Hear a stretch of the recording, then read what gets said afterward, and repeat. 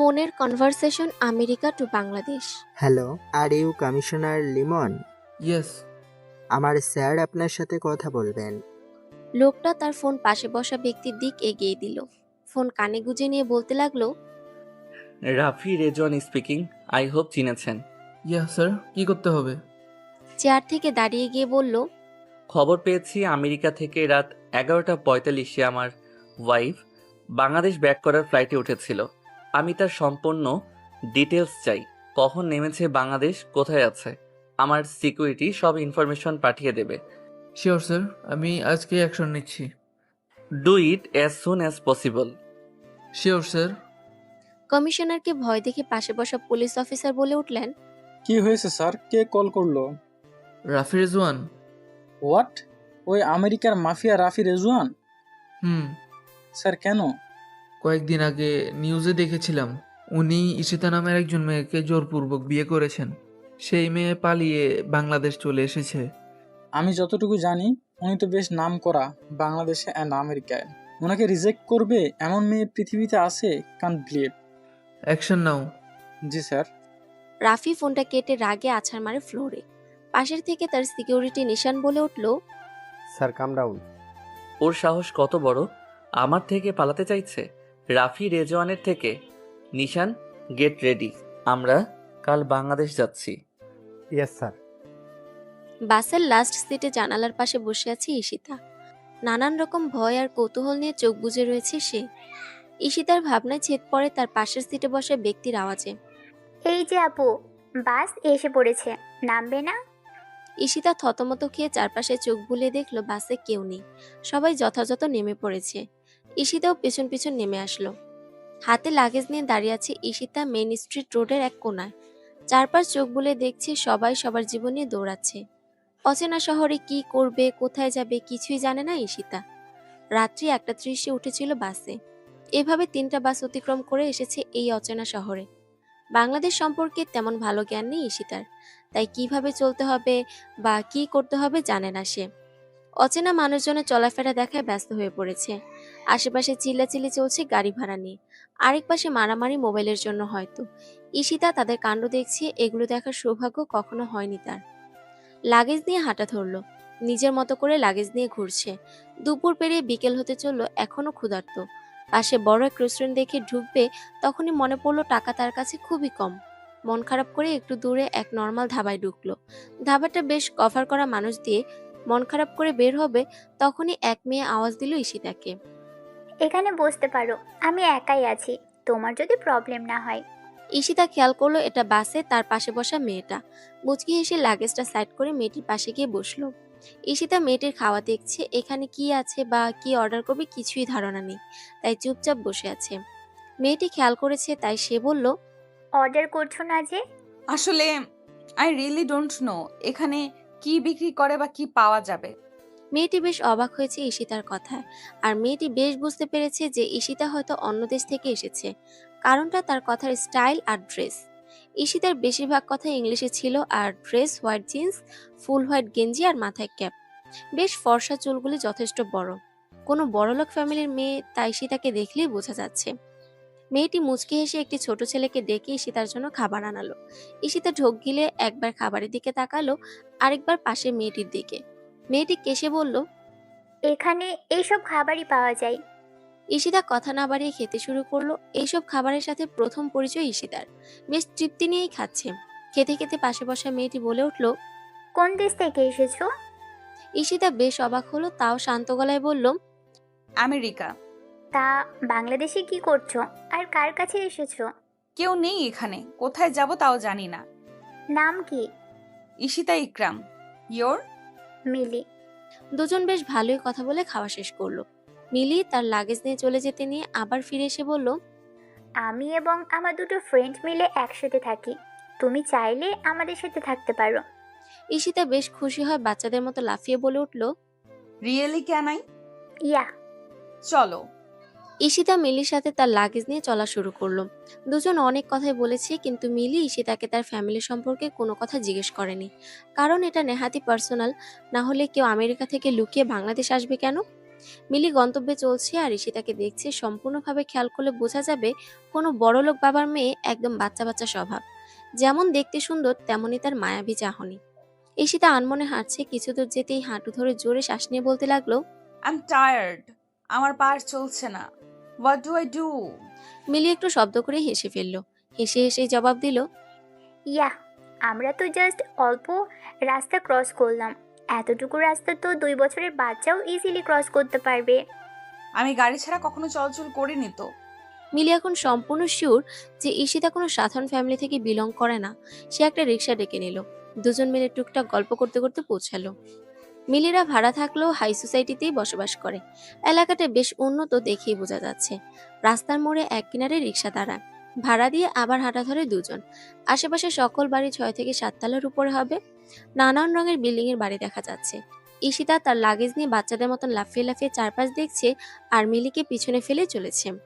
মিলি পিছন থেকে ঈশিতার কাণ্ড দেখে হেসে দেয়। মিলি ভাবছে যথেষ্ট ছোট, 18-19 হবে। এই বয়সের মেয়েরা প্রায় সব বুঝে, বাট ঈশিতা আলাদা। কারণটা ওর স্বভাব। যে কাউকে বিশ্বাস করে লাফিয়ে লাফিয়ে তার সাথে যাওয়া কোনো বুদ্ধিমান ব্যক্তির কাজ না। মিলি একটা বাড়ির সামনে দাঁড়ালো আর ঈশিতাকে ইশারা করে বলল এখানে দাঁড়াতে। বাড়িটা হোয়াইট রঙের 12 তলা। পাশে গাড়ি পার্ক করার প্লেস। ভিতরের মধ্যে বড় ঝর্ণার পুল। মিলি গেটে দাঁড়াতেই দারোয়ান গেট ওপেন করে দিল। লিফটে উঠে 2 বাটনে টিপ দেওয়া হলো। 2 তলা পৌঁছাতেই গেটে কলিং বেল বাজালো মিলি। আর ঈশিতা চারপাশে নিজের মাথা ঘুরিয়ে ঘুরিয়ে দেখছে। দরজা খুললো 20-21 বছরের এক মেয়ে। গেঞ্জি আর ট্রাউজার পরা ছিল। মিলি ভ্রু কুঁচকে বলল, এখানে কি দাঁড়িয়ে থাকতে হবে? চাপ, ভিতরে যাব। ঈশিতা, ভিতরে আসো। ঈশিতা মিলির পিছন পিছন ভিতরে প্রবেশ করলো। ভিতরে সম্পূর্ণ গোলাপি রং করা। ড্রয়িং রুমে গিয়ে বসলো মিলি। হাতে টান দিয়ে পাশে ঈশিতাকেও বসিয়ে দিল। মিলির সাথে থাকে 2টা মেয়ে। ওদের সামনে এসে বলল। মিলি ঈশিতার দিকে তাকিয়ে বলল, ঈশিতা, এই হলো আমার রুমমেট প্লাস বেস্ট ফ্রেন্ড। এর নাম লিজা আর ওর নাম সুমি। আর লিজা আর সুমি, ও হলো ঈশিতা। ঈশিতা মুচকি হেসে দাঁড়িয়ে নিজের হাত বাড়িয়ে বলল, hi, I am Ishita Ikram. ছোট করে সবাই বলে Issu. Nice to meet you guys. Liza সুমিও দাঁড়িয়ে হাত মিলিয়ে হ্যান্ডশেক করলো। মিলি লিজা আর সুমিকে ঈশিতার ব্যাপারে খুলে বলল। লিজা বলল, নো প্রবলেম ঈশিতা, আমাদের সাথেই থাকবে। তো ঈশিতা কোথায় থাকতে? ফ্যামিলিতে কে আছে? আর বাংলাদেশে কেন এসেছো? ঈশিতা মনটা খারাপ হয়ে যায়। মুখটা মলিন করে রইল। মিলি বুঝতে পেরে বলল, থাক ঈশিতা, বলতে হবে না। তুমি গিয়ে ফ্রেশ হয়ে নাও। ঈশিতা মুচকি হাসার চেষ্টা করে বলল, সমস্যা নেই আমার বলতে। আমেরিকার বিশিষ্ট ব্যবসায়ী আফজাল ইকরাম সাহেবের একমাত্র মেয়ে আমি। বাংলাদেশে থাকতাম আমরা। আমি যখন 7 বছরে ছিলাম তখন বাবা মা ঝগড়া হয়। তার জন্য বাবা আমায় তার সাথে আমেরিকা নিয়ে যান। আমি 7 বছর থেকে নানির কাছেই বড় হয়েছি। বাবা আমায় অনেক আদর করেন, কিন্তু মমকে অনেক মিস করছিলাম। সুমি বলে উঠল, তার মানে তো তুমি বেশ বড়লোক ফ্যামিলি থেকে বিলং করো। আচ্ছা, তাহলে এখানে আসার কারণ কি? ঈশিতা মুখটা মলিন করে বলল। পরশু আমার বিয়ে হয়েছে, জোরপূর্বক ভাবে। মিলি লিজা সুমি সবাই বড় বড় চোখ করে ঈশিতার দিকে তাকিয়ে বলে, হোয়াট, ইউ আর বিবাহিত? আর জোরপূর্বক মানে তো তুমি তোমার হাজবেন্ডকে রেখে এখানে কেন এসেছো? ঈশিতা জোরে শ্বাস ফেলে বলল, আমাকে জোর করে বিয়ে করেছে। আমি তো তাকে চিনিও না। কোথা থেকে এসে আমার ফ্রেন্ড নিন্সকে মার্ডার করে আমায় তুলে নিয়ে গিয়ে বিয়ে করে। মিলি অবাক হয়ে বলল, মার্ডার? তোমার বাবা নাকি অনেক বড় লোক? তাহলে তার মেয়েকে কোনো সাধারণ ছেলে তুলে নিয়ে গিয়ে তো বিয়ে করে ফেলতে পারে না। আর মার্ডার? রিয়েলি? সে কোনো সাধারণ না, হি ইজ আ মাফিয়া। আমার ফ্রেন্ডকে মার্ডার করেছে। মিলি একটু রেগে বলল। খুলে বলো তো প্লিজ। ঈশিতা জোরে শ্বাস ফেলে বলতে শুরু করে, সেদিন আমার ইউনিভার্সিটি বন্ধ ছিল, তাই ফ্রেন্ডদের নিয়ে ঘুরতে বের হই। আমার ফ্রেন্ড লিন্স সর্বদা আমার সাথেই থাকতো। ও নাকি আমায় ভালোবাসতো, বাট আমি কখনো এত সিরিয়াস ভাবে ভাবিনি। সেদিন ও আমায় মলে পাবলিক প্লেসে প্রপোজ করে। আমি কিছু বলার আগেই কিছু গার্ড এসে লিন্সকে মারতে থাকে, বাট কেউ কিছু বলছে না। আমি ওদের থামাবো তার আগে কেউ আমার হাত ধরে টেনে নিয়ে যাচ্ছিল। আমি তাকে দেখতে পারছিলাম না, জাস্ট আমাকে টেনে নিয়ে যাচ্ছে। পেছনে তাকিয়ে নিজের হাত ছাড়ানোর চেষ্টা করছি। আমার ফ্রেন্ডরা চেঁচাচ্ছিল, বাট কেউ কোনো হেল্প করছিল না। একটা বড় ব্ল্যাক কালারের কার এসে আমাদের সামনে থামলো। সে আমায় ধাক্কা মেরে ভেতরে বসিয়ে নিজেও বসে পড়লো। অন্ধকারে বেশি দেখতে পারছিলাম না। আমি চিল্লাচ্ছিলাম আর বলছিলাম, who are you? You don't know who I am. Just leave me, otherwise you have to pay for this. উনি নিজের ফোন টিপাতে ব্যস্ত। আমি আমার মতো চেঁচাচ্ছি, বাট লোকটা কোনো রিয়াকশনই করছে না। গাড়িটা একটা বিশাল বড় বাংলোর সামনে থামালেন। অবভিয়াসলি আমাদের থেকেও খুবই সুন্দর ছিল বাড়িটা। আমি গাড়িতেই বসেছিলাম। লোকটা একটা ওয়ার্ডও বলল না, আমার হাত ধরে টেনে ভেতরে নিয়ে গেলেন। কাজী, উকিল, পেপার সব আগে থেকেই রেডি ছিল। আমাকে সোফাতে বসিয়ে দিলেন। আমার পাশে বসলেন পা উঁচু করে। কতগুলো গার্ড কিছুটা দূরে দাঁড়িয়ে ছিল। আমি অবাক হয়ে তাকিয়ে আছি লোকটার দিকে। মাশাআল্লাহ, এত হ্যান্ডসাম ছিল যে আমায় প্রপোজ করলে হয়তো সাথে সাথেই হ্যাঁ বলতাম। জোর করে তুলে আনতে হতো না। লম্বা 6 ফিট 2 ইঞ্চি হবে, অনেকটা ফর্সা, কোট পরা ছিল সেদিন। তার মুখে একটাই কথা শুনলাম, স্টার্ট নাও। কাজে বিয়ে পড়ানো শুরু করলেন। আমি কিছুটা বুঝতে পেরে দাঁড়িয়ে চেঁচামেচি করে চেঁচিয়ে বললাম, এখানে কি হচ্ছে এসব? লোকটা পাশের দিকে ইশারা করতেই দেখি লিন্স আর আমার বাকি ফ্রেন্ডসদের বেঁধে রেখেছে। আমার দিকে তাকিয়ে পাশে হাত দিতেই দ্বিতীয় গার্ড তার হাতে গান দিলেন। তিনি গান নিয়ে স্ট্রেটলি লিন্সকে শুট করে দিলেন। সাথে সাথে লিন্স ধপ করে ফ্লোরে লুটিয়ে পড়ল। আমি কানে হাত দিয়ে জোরে চেঁচিয়ে উঠলাম। তখনই আমি সেন্সলেস হয়ে গিয়েছিলাম। মিলি উৎসুকভাবে বলে উঠল, শুট করে দিল? You mean murder? আল্লাহ, তারপর তারপর বলো। ঈশিতা আবার বলতে শুরু করলো, আমি নিজেকে একটা রুমে পাই। চোখ খুলে দেখি একটা গোলাপি রুম, পুতুল এবং নানান অ্যানিমি দিয়ে সাজানো, আমার মনের মতো। আমার বাসায় নিজের রুম অনেকটা এমনভাবেই সাজানো। চোখে ভেসে আসলো লিন্সের চেহারা। লাফ দিয়ে উঠে পড়লাম। দেখি পাশে দুটো মহিলা দাঁড়িয়ে আমাকে জাগতে দেখেই বলতে লাগলেন, ma'am, you have to come with us now. আমি লিন্সের মার্ডার দেখে অনেক ভয় পেয়ে গেছিলাম, তাই আমি তাড়াতাড়ি ওনাদের সাথে নিচে নেমে গেলাম। বেশ বড় বাড়িটা, আর দেখতে মাশাআল্লাহ। নিচে চোখ পড়তেই আমি অবাক। আমি যে দৃশ্য দেখে চোখ বুজেছিলাম সেই সেম দৃশ্য। মানে হলো কাজের জায়গায় আমার ফ্রেন্ডরা যেখানে দাঁড়িয়েছিল সেখানেই, আর লিন্সও রক্তাক্তভাবে সেখানেই পড়ে আছে। আমাকে মহিলাটা সোফাতে বসালো। আমি পলকহীন চোখে লিন্সকে দেখছি। কথা বলার শক্তি হারিয়ে ফেলেছি, আর কিছু বলার সাহস হয়নি লিন্সের মার্ডার দেখে। চুপচাপ করলাম যা কাজী আর উকিল বলল। বিয়েটা হয়ে গেল। যাকে বিয়ে করলাম তাকে আমি চিনিও না, আমি আর কোথাও তাকাইও নি। আমায় নিয়ে গেল সেই রুমটায়। আমি বাকশক্তি হারিয়ে ফেলেছিলাম। কেন এমন করলেন বা কি করেছি আমি? কি আর হলো আমি কিছুই বুঝতে পারলাম না। মহিলাটা একটা লেহেঙ্গা এনে বলল, ম্যাম, এইটা পরে নিন, আমরা সাজিয়ে দেব। স্যার আপনাকে সাজিয়ে তার রুমে পাঠাতে বলেছেন। তখন আমার মাথায় আকাশ ভেঙে পড়ল। আমি বুঝতে পেরেছি আমি কিছু বললে নেহাতি বোকামি ছাড়া কিছুই হবে না।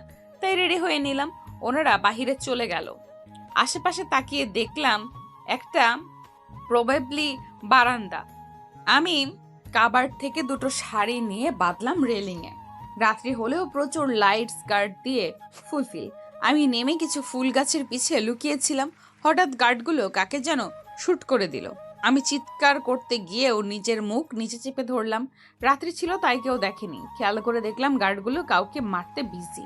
এই সুযোগে ভয়কে আয়ত্তে আনলাম। সেই ফাঁকে ধীরে বের হয়ে গেলাম। কোনোভাবে বাসায় পৌঁছলাম। গিয়ে দেখি ওখানে গার্ড, পুলিশ। আমি দৌড় দিব, তখনই পেছন থেকে কেউ টেনে আড়ালে নিয়ে গেল। আমি ফিরে দেখি আমার ড্যাড। জড়িয়ে ধরে কেঁদে ফেললাম।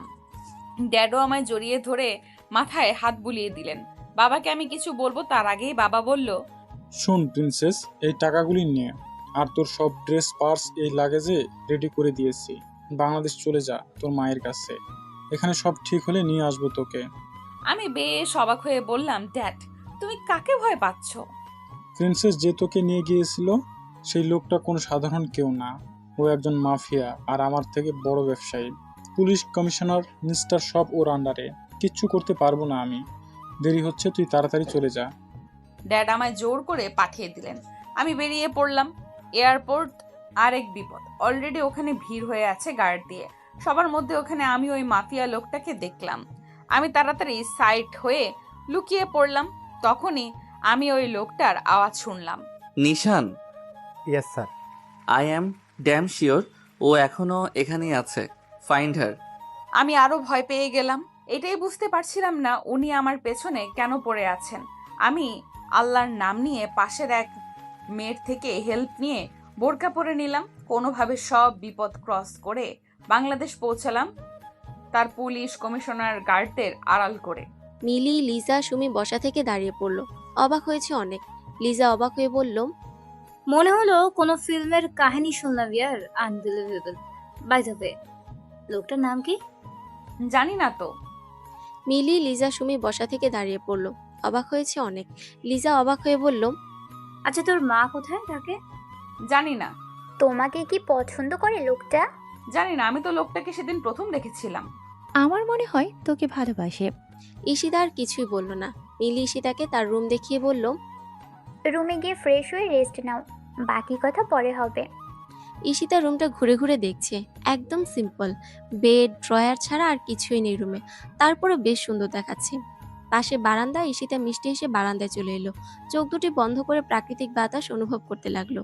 বিল্ডিংগুলির জন্য মেন স্ট্রিট রোড ছাড়া বেশি কিছু দেখা যাচ্ছে না, কিন্তু বাড়ির নিচে গার্ডেনটা বেশ ক্লিয়ারলি দেখতে পাচ্ছে। রুমে ফিরে এসে লাগেজটা ওপেন করলো। মুচকি হেসে ফেললো ঈশিতা। তার বাবা তার প্রিয় টেডিটাও দিয়ে দিয়েছে। টেডির সাথে চিঠিও ছিল। ঈশিতা চিঠিটা খুলে পড়তে শুরু করলো। সরি প্রিন্সেস, আমি তোমার বেস্ট ডেট নই। না হলে তোমায় একা ওই অচেনা দেশে পাঠাতে পারতাম না। কি করব বলো? তুমি চিন্তা করো না, আমি এদিক সামাল দিয়ে তোমায় নিতে আসব। তোমার মায়ের ঠিকানা দিয়ে দিয়েছি আমি, আর সাথে নাম্বারও আছে। মায়ের সাথে কন্ট্যাক্ট করে ওখানেই উঠো, ঠিক মতো খাওয়া দাওয়া করো। অ্যান্ড আমি আমার প্রিন্সেসকে অনেক মিস করব। কষ্ট করে নিজ হাতে খেয়ে নিও, না হলে মমকে বলো, সে খাইয়ে দেবে। আর বাংলাদেশ বেশি একটা ভালো না, সেখানে একা একা চলাফেরা একদম করবে না। তোমার ড্যাড। চিঠিটা পড়ে চোখ থেকে 2-3 ফোঁটা পানি বেরিয়ে এলো। চোখের পানি মুছে নাম্বারটা নিজের ফোনে সেভ করে নিল, মম লিখে। ফ্রেশ হতে চলে গেল ঈশিতা। অনেকক্ষণ শাওয়ার নিয়ে বের হলো। মিলি ঈশিতাকে ডাকতে এসে দেখে ঈশিতা ছোট প্যান্ট আর ছোট গেঞ্জি পরা। দেখতে একদম বারবি ডলের মতো লাগছে, বাট এটা তো আর আমেরিকা না। মিলি দরজা নক করলো। পিছনে ফিরে ঈশিতা মুচকি হেসে বলল, আরে, don't need to knock, just come, okay? মিলিও হেসে রুমে প্রবেশ করলো। মিলি একটু হেসে বলল, ইস্যু, একটা কথা বলি? Yeah sure. তুমি রুমে এগুলো পরে থাকলে আমাদের প্রবলেম নেই, বাট প্লিজ বাইরে এগুলো পরে বের হও না। এখানের মানুষ ভালো না। ওকে, বাট আমার সব কাপড় তো এমনই। আচ্ছা, আমি আমার নিউ সালোয়ার স্যুট তোমায় দিয়ে যাব, ওকে? ওকে, আসো, ডিনার করে নিই। চলো। 3 জন মিলে ডিনার করছে। তখনই ঈশিতা বলে উঠল, মমের নাম্বার আর অ্যাড্রেসটা পেয়েছি। কোথায়? আমার লাগেজে ড্যাডের চিঠি পেয়েছি, ওখানেই লেখা ছিল। মিলি কিছু ভেবে বলে উঠল, ওকে ইস্যু, তুমি কয়টায় ঘুম থেকে ওঠো? ভার্সিটি থাকলে 11টায় উঠতাম, আর না থাকলে দুপুর হয়ে যেত। মিলি, সুমি, লিজা সবাই সবার মুখ চাওয়াচাই করছে। একটু হেসে মিলি বলল, ওকে, আমাদের ভার্সিটি আছে তো কাল। তুমি ঘুম থেকে উঠতে উঠতে আমরা এসে পড়ব। এসে তোমার ড্যাডের দেওয়া ঠিকানা অনুযায়ী খুঁজতে যাব তোমার মমকে, ওকে? আচ্ছা। খাওয়া দাওয়া যে যার মতো ঘুমিয়ে পড়ল। ঈশিতাও বিছানায় গায়ে এলিয়ে দিল। চোখ বুঝতে চোখে ভেসে এলো নিন্স এর মার্ডারের দৃশ্য। ভয়ে গলা শুকিয়ে গেল ঈশিতার। নিজে নিজে বলে উঠল, উনি কি আমায় মার্ডার করতে চাচ্ছেন? আল্লাহ, প্লিজ সেভ মি। এগুলি বিড়বিড় করতে করতে ঘুমিয়ে গেল Ishita. Sir, sir please stop, আর ড্রিঙ্ক করিয়েন না। রাফি মাথা উঁচু করে বলল, Nishan, don't call me that, you know না, you are like my brother. তুই ছাড়া আর কে আছে আমার? আমারও যে তুমি ছাড়া আর কেউ নেই। কি করব বল, আমি আর কাউকে হারাতে পারবো না। হারাতে হারাতে আই অ্যাম টোটালি টায়ার্ড। তাই তো তোকে সবার সামনে আপন করে কথা বলি না, না হলে যে তোকেও হারাতে হবে আমায়। অনেক ভালোবাসো ইস্যু ভাবুকে, তাই না? Don't know what is love, care, jealous, connection, regret, craziness, just I know is Issu is mind and I can't live without her. Nishan, সেদিনই বলেছিলাম তুমি ওকে প্রপোজ করলে ও কখনোই তোমাকে রিফিউজ করতো না। বাট তুমিই তো বললে তুমি ওর থেকে দূরে থাকতে চাও, ওকে তোমার এই ভয়ানক লাইফের সাথে জড়াতে চাও না। ওকে অন্য কারোর সাথে দেখতে পারবো না। জানিস নিশান, সেদিন ছিল বুধবার। আমি গাড়িটা নামিয়ে আমাদের রেস্টুরেন্টে বসেছিলাম। উপরের তালায় ছিলাম, সম্পূর্ণ একা লাঞ্চ করছিলাম। নিচে অনেক কাস্টমার ছিল। তখনই চোখ পড়ে ইস্যুর দিকে। বাচ্চাদের মতো হাত নাড়িয়ে নাড়িয়ে কথা বলছিল। আমি কয়েক মিনিট ওর দিকেই তাকিয়েছিলাম। মনে ধরেছিল ও যতক্ষণ ছিল আমি বসে ওকেই দেখছিলাম। প্রায় আমি আসতাম আর ঠিক ওই টাইমে ও আসতো ওর ফ্রেন্ডসদের নিয়ে। ধীরে ধীরে ভালো লাগতে শুরু করলো ওকে। হঠাৎ চোখ গেল পাশে বসা ইস্যুর ফ্রেন্ড নিন্সের দিকে। নিন্সকে দেখেই বুঝেছিলাম ও ইস্যুর প্রতি উইক। তাও আমি সহ্য করতাম। বাট সেদিন ও লিমিট ক্রস করে ফেলেছিল। ও ইস্যুকে প্রপোজ করেছিল, তাও পাবলিক প্লেসে হাত ধরে। তাই আর নিজেকে ঠিক রাখতে পারিনি। কিন্তু আমি তো বুঝতেই পারিনি যে ওই বাচ্চা ইস্যুটা এত চালাক। নিশান মুচকে এসে জবাব দিল। রাফি রিউজানের ওয়াইফ, চালাক তো হতেই হবে। নেশাখোর অবস্থায় হেসে ফেলল রাফি। সোফা থেকে উঠে দাঁড়িয়ে বলল, নিশান লাগেজ রেডি কর। আর বাংলাদেশে আমি আমাদের বাংলোতে উঠব। কামিশানের সাথে কথা বলে দেখ কি ইনফরমেশন পেয়েছে। ওকে। আর এখন গিয়ে ফ্রেশ হয়ে রেস্ট নে। আচ্ছা। ঢুলতে ঢুলতে উপরে চলে গেল রাফি। নিচে দাঁড়িয়ে রয়েছে নিশান। মুচকে এসে ফেলল। ভাবতেই ভালো লাগছে যে রাফি রিজওয়ান দ্য মাফিয়া সে কোনো মেয়েকে পাগলের মতো ভালোবাসে, অথচ প্রকাশ করতে চাচ্ছে না। মদের নেশা কাটতেই সব ভুলে যাবে রাফি। এই মদ খেলে মনের সব ক্ষোভ প্রকাশ করে নিশানের কাছে, না হলে তার মুখ থেকে অল্প কিছু কথা ছাড়া কিছুই শোনা যায় না। শাওয়ার নিয়ে বিছানায় গা এলিয়ে দিল রাফি। আর্জেন্ট টিকিট কাটা হয়েছে বাংলাদেশের উদ্দেশ্যে। উবুথ হয়ে শুয়ে চিন্তা করছে রাফি। কতটা সাহস মেয়েটার, একা একা চলে গেছে বাংলাদেশ। অলরেডি সকল নিউজ চ্যানেলে দেখানো হচ্ছে আমাদের বিয়ের নিউজ। বাই এনি চান্স কেউ যদি ওর উপর অ্যাটাক করে, উফ, আমি জাস্ট আর ভাবতে পারছি না। যেই কারণে এত মাস ওর থেকে দূরে ছিলাম, আজ সেই ভয়টা আমায় কুড়ে কুড়ে খাচ্ছে। আমি শিওর এখন সবাই আমার উইক প্লেস পেয়েছে, তাই আমাকে হেনস্থা করতে ইস্যুর ক্ষতি করবে। মাথাটা দুপাশে নাড়িয়ে উঠে দাঁড়িয়ে রেডি হয়ে নিল। রাগে শরীর ফেটে যাচ্ছে রাফির। ঈশিতা ওকে এতটা হেনস্থা করেছে যে সামনে পেলে যে কি করবে নিজেও জানে না। রাত ৩টা বাজে প্লেন টেক অফ করলো বাংলাদেশ এয়ারপোর্টে। অলরেডি গার্ডস, পুলিশ, কমিশনার দিয়ে ঢাকা এয়ারপোর্ট। পাশে ব্ল্যাক কোট পরে সানগ্লাস চোখে লাগিয়ে পকেটে হাত দিয়ে দাঁড়িয়ে আছে রাফি। ঘাড়ে হাত দিয়ে কিছুক্ষণ মোচড় দিয়ে হাঁটা ধরলো সামনের দিকে। পাশে হাঁটছে নিশান, পিছনে বাকিরা। গাড়িতে উঠে পড়লো রাফির সাথে নিশান, বাকিরা অন্য গাড়িতে। রাফি ল্যাপটপে কাজ করছে। কাজ করা অবস্থায় বলল, ইনফরমেশন পেয়েছিস? মেইন স্ট্রিট রোডের 2য় তলা বিল্ডিংয়ে উঠেছে। নাম্বার?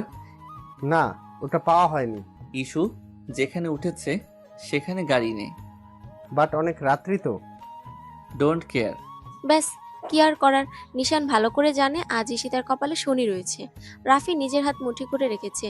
যত গাড়ি এগোচ্ছে তত তার রাগও বাড়ছে। ঘুম আসছে না কারো, তাই 4জন মিলে গল্প জুড়েছে। মিলি লাফ দিয়ে বলে উঠল, কবে যে মনের মতো বফ পাবো। তোর কপালে বফ নাই। সবাই হেসে ওঠে। ঈশিতা মনমরা করে বসে আছে, ভালো লাগছে না। তার ড্যাডের কথা অনেক মনে পড়ছে। হঠাৎই ফ্ল্যাটের কলিং বেল বাজায় চমকে উঠে ঈশিতারা। মিলি অবাক হয়ে বলল, এই সময় কে আসবে? ইয়া, কে? ইয়ার, চোর না তো? আমার মনে হয় ভূত। ঈশিতা ভীতু গলায় বলল। মিলি সাহস নিয়ে গেটের কোণে চোখ দিয়ে দেখলো কোট পরা এক ব্যক্তি দাঁড়িয়ে আছে। দেখে তো মনে হচ্ছে ভালো ফ্যামিলি। নিশান দাঁড়িয়ে কলিং বেল বাজিয়েই চলেছে। একদম দরজার পাশে দাঁড়িয়ে ফোনে কথা বলছে রাফি। মিলি সাহস নিয়ে গেট খুলে চোখাচোখি হয় নিশানের সাথে। ধীরে ধীরে বেরিয়ে আসে রুম থেকে সুমি, লিজা, বাট ঈশিতা আসেনি। ও বারান্দায় দাঁড়িয়ে আছে। মিলি একটু অবাক হয়ে বলল, জি, কি হেল্প করতে পারি? তখনই পাশ থেকে পকেটে ফোন রেখে রাফি বলে উঠল। Where is issue? মিলি অবাক হয়ে তাকিয়ে আছে রাফির দিকে। পা থেকে মাথা পর্যন্ত দেখলো মুগ্ধকর চাহনিতে। রাফি আর কথা না বাড়িয়ে ভিতরে ঢুকে যায়, আর মিলি রেগে যায়। নিশান বেশ শান্ত গলায় বলল, ওকে, ডোন্ট রিয়াক্ট। ঈশিতা ওনার ওয়াইফ। মিলি বেশ বুঝতে পেরেছি ঈশিতায় ভয় পাওয়ার রিজন। বাবা, কত গার্ডস দিয়ে ভরা তাদের ফ্ল্যাট। মিলিও রুমে ঢোকার জন্য পা বাড়ায়।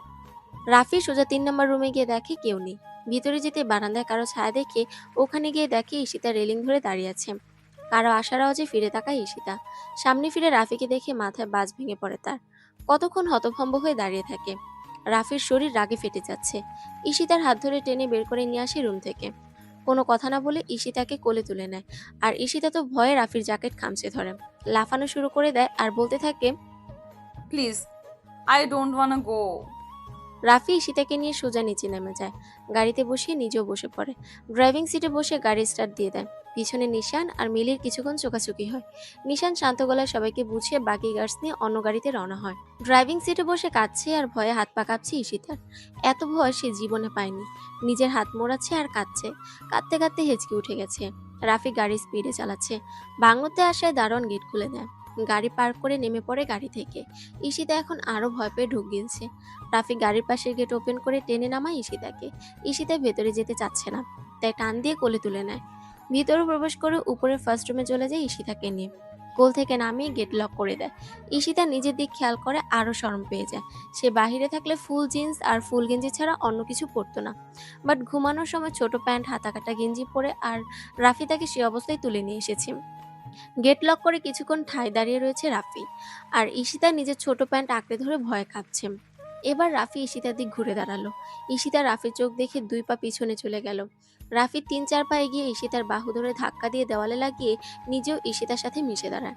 এক হাত দিয়ে ঈশিতার মুখ চোখা করে ধরে দাঁতে দাঁত চেপে বলল, বড্ড সাহস বেড়েছে। এত সাহস এসেছে কোথা থেকে? কি ভেবেছিলে আমার থেকে পালাবে? Never, you can't do that. Rafi Rezwan, এর থেকে তোমার মুক্তি নেই, আর মুক্তির আশাও করো না। Get that? ঈশিতা ভয়ে কাঁদছে আর হেঁচকি টানছে। এমন বাচ্চাদের মতো ফেস দেখে রাফির রাগও টিকলো না, বাট তাও রাগী ফেস বানিয়ে রেখেই বলল, look at me, look at me. Ishita কেঁপে ওঠে রাফির আওয়াজে। সাথে সাথে চোখ খুলে তাকায় রাফির চোখে। অজস্র ভালোবাসা নিয়ে তাকিয়ে আছে রাফি, আর ভয়ে ভয়ে তাকিয়ে আছে ঈশিতা। রাফি ঈশিতার মুখ থেকে হাত সরিয়ে ফেলতে ঈশিতা বলে উঠল, কেন করছেন এমন আমার সাথে? ভুল করলে মাফ করে দিন। আমি আর কখনো আপনার সামনে আসবো না। প্লিজ আমায় মার্ডার করবেন না। রাফি নিজের হাত দিয়ে ঈশিতার ঠোঁটগুলি চোখা করে ধরে সেখানে নিজের ঠোঁট প্রবেশ করালো। এই পদক্ষেপ মেনে নেওয়ার জন্য মোটেও প্রস্তুত ছিল না ঈশিতা। কি হচ্ছে কিছুক্ষণে বুঝতে পেরে ধাক্কা দিতে ব্যস্ত হয়ে পড়ে। রাফি আরেক হাত দিয়ে ঈশিতার কোমর পেঁচিয়ে নিজের সাথে মিশিয়ে ফেলে। ঈশিতার নেশা মজেছে রাফি। পাগলের মতো ঠোঁটের স্বাদ নিয়ে যাচ্ছে ঈশিতার। চোখ বন্ধ করে রাফির কোট খামচে ধরে রয়েছে ঈশিতা। চোখ দিয়ে পানি অনর্গল ঝরছে। ঈশিতার নেশা মজেছে রাফি। চোখ দিয়ে পানি অনর্গল ঝরছে। নিজেকে ছাড়ানোর চেষ্টা করে যাচ্ছে ঈশিতা, আর সেই কারণে আরো চেপে ধরেছে নিজের সাথে রাফি। ঈশিতা দূরে যাওয়ার চেষ্টা করতেই আরো পুশ করে ঈশিতার ঠোঁটে। রাফি ব্যাপারটা বুঝাতে চাচ্ছে, যত ছাড়াতে যাবা ততই আরো বেশি ভালোবাসা পাবা। হার মেনে নেয় ঈশিতা। চোখ খিচে শান্ত হয়ে দাঁড়িয়ে যায়। না চাওয়া সত্ত্বেও রাফির কোট আরো খিচে আঁকড়ে ধরে। দরজায় নক করে যাচ্ছে নিশান। মেজাজ খারাপ হচ্ছে রাফির। এখন ছাড়লে আর ধরা দেবে না ঈশিতা, তা খুব ভালোভাবে জানে রাফি। তাও অনিচ্ছুকভাবে ছাড়তে হলো। রাফি এক ঝটকে ছেড়ে দিল ঈশিতাকে। এখনো চোখে পানি আর হাজারো শ্বাস ফেলে মূর্তির মতো দাঁড়িয়ে আছে ঈশিতা। ব্যাপারটা সম্পূর্ণ মাথার উপর দিয়ে গেল ঈশিতার। জীবনের প্রথম কিস, তাও জোরপূর্বক। রাফি যেই 2 পা পিছিয়ে নিয়েছিল সেই 2 পা আবার বাড়িয়ে নিয়ে যায় ঈশিতার দিক। সেটা বুঝতে পেরে চোখ বুজা অবস্থায় পিছনে চলে যায় ঈশিতা। নিজের ঠোঁট পুষতে পুষতে আরেকটু এগিয়ে যায়। পিঠ থেকে গেছে সোফার সাইডে, তাই স্টিল হয়ে দাঁড়িয়ে আছে ঈশিতা। নিজের 2 হাত দিয়ে ঈশিতার মুখের দুপাশে চোখের পানি মুছে দিল রাফি। ঈশিতার ঠোঁটের দিক কিছুক্ষণ তাকিয়ে হালকাভাবে নিজের আঙুল দিয়ে ছুঁয়ে মুছে দিল তার ঠোঁট। মাথাটা ঝাঁকিয়ে কাঁধের পিছনে হাত দিয়ে নাড়িয়ে হাঁটা ধরল দরজার দিক। দরজা খুলে বেশ বিরক্তি ভাব নিয়ে তাকালো রাফি নিশানের দিক। নিশান বুঝতে পেরে আরেকটু খোঁচা মেরে বলল, ডিস্টার্ব করিনি তো স্যার? রাফি হাত তুলতে নিয়ে আবার হাত ফিরিয়ে পকেটে ঢুকিয়ে বলল, বাড়িতে থাকলে স্যার বলতে মানা করেছি। নিশান আরেকবার ভুল হলে পুরো একদিনের জন্য পুলে ছেড়ে দিয়ে আসবো। নিশানের চোখগুলি বড় বড় হয়ে গেল। চোখগুলি ছোট করে বলে উঠল, প্লিজ ভাই, তুমি আর ওই কথা মুখেও এনো না। 2 ঘন্টার জন্যই এনাফ। রাফি ভ্রুকুচকে তাকালো নিশানের দিক। ও, এই নাও, ভাবির জন্য তোমার বলা মতো শপিং করিয়ে আনিয়েছি। এত রাতে দোকান বন্ধ ছিল, মালিককে জাগিয়ে তুলিয়ে এনেছি। ওয়েল, গিয়ে ঘুমিয়ে পড়ো। আর খেয়েছিস? না তো। যা খেয়ে নে, আর খেয়ে নে সোজা রুমে যাবি। বাহিরে দেখলে বুলেটের 3 নাম্বার গুলি তোর মাথায় দেখবো। আচ্ছা। নিশান চলে যেতে গেট লাগিয়ে দিল রাফি। শপিং ব্যাগগুলি নিয়ে এগিয়ে গেল ঈশিতার দিক। ঈশিতা সেম প্লেসে এখনো দাঁড়িয়ে।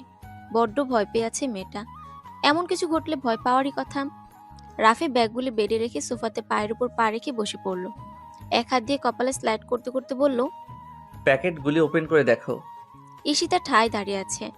রাফি বেশ শান্ত আর ঝাঁঝালো কণ্ঠে বলল, আমি এইমাত্র কি বলেছি?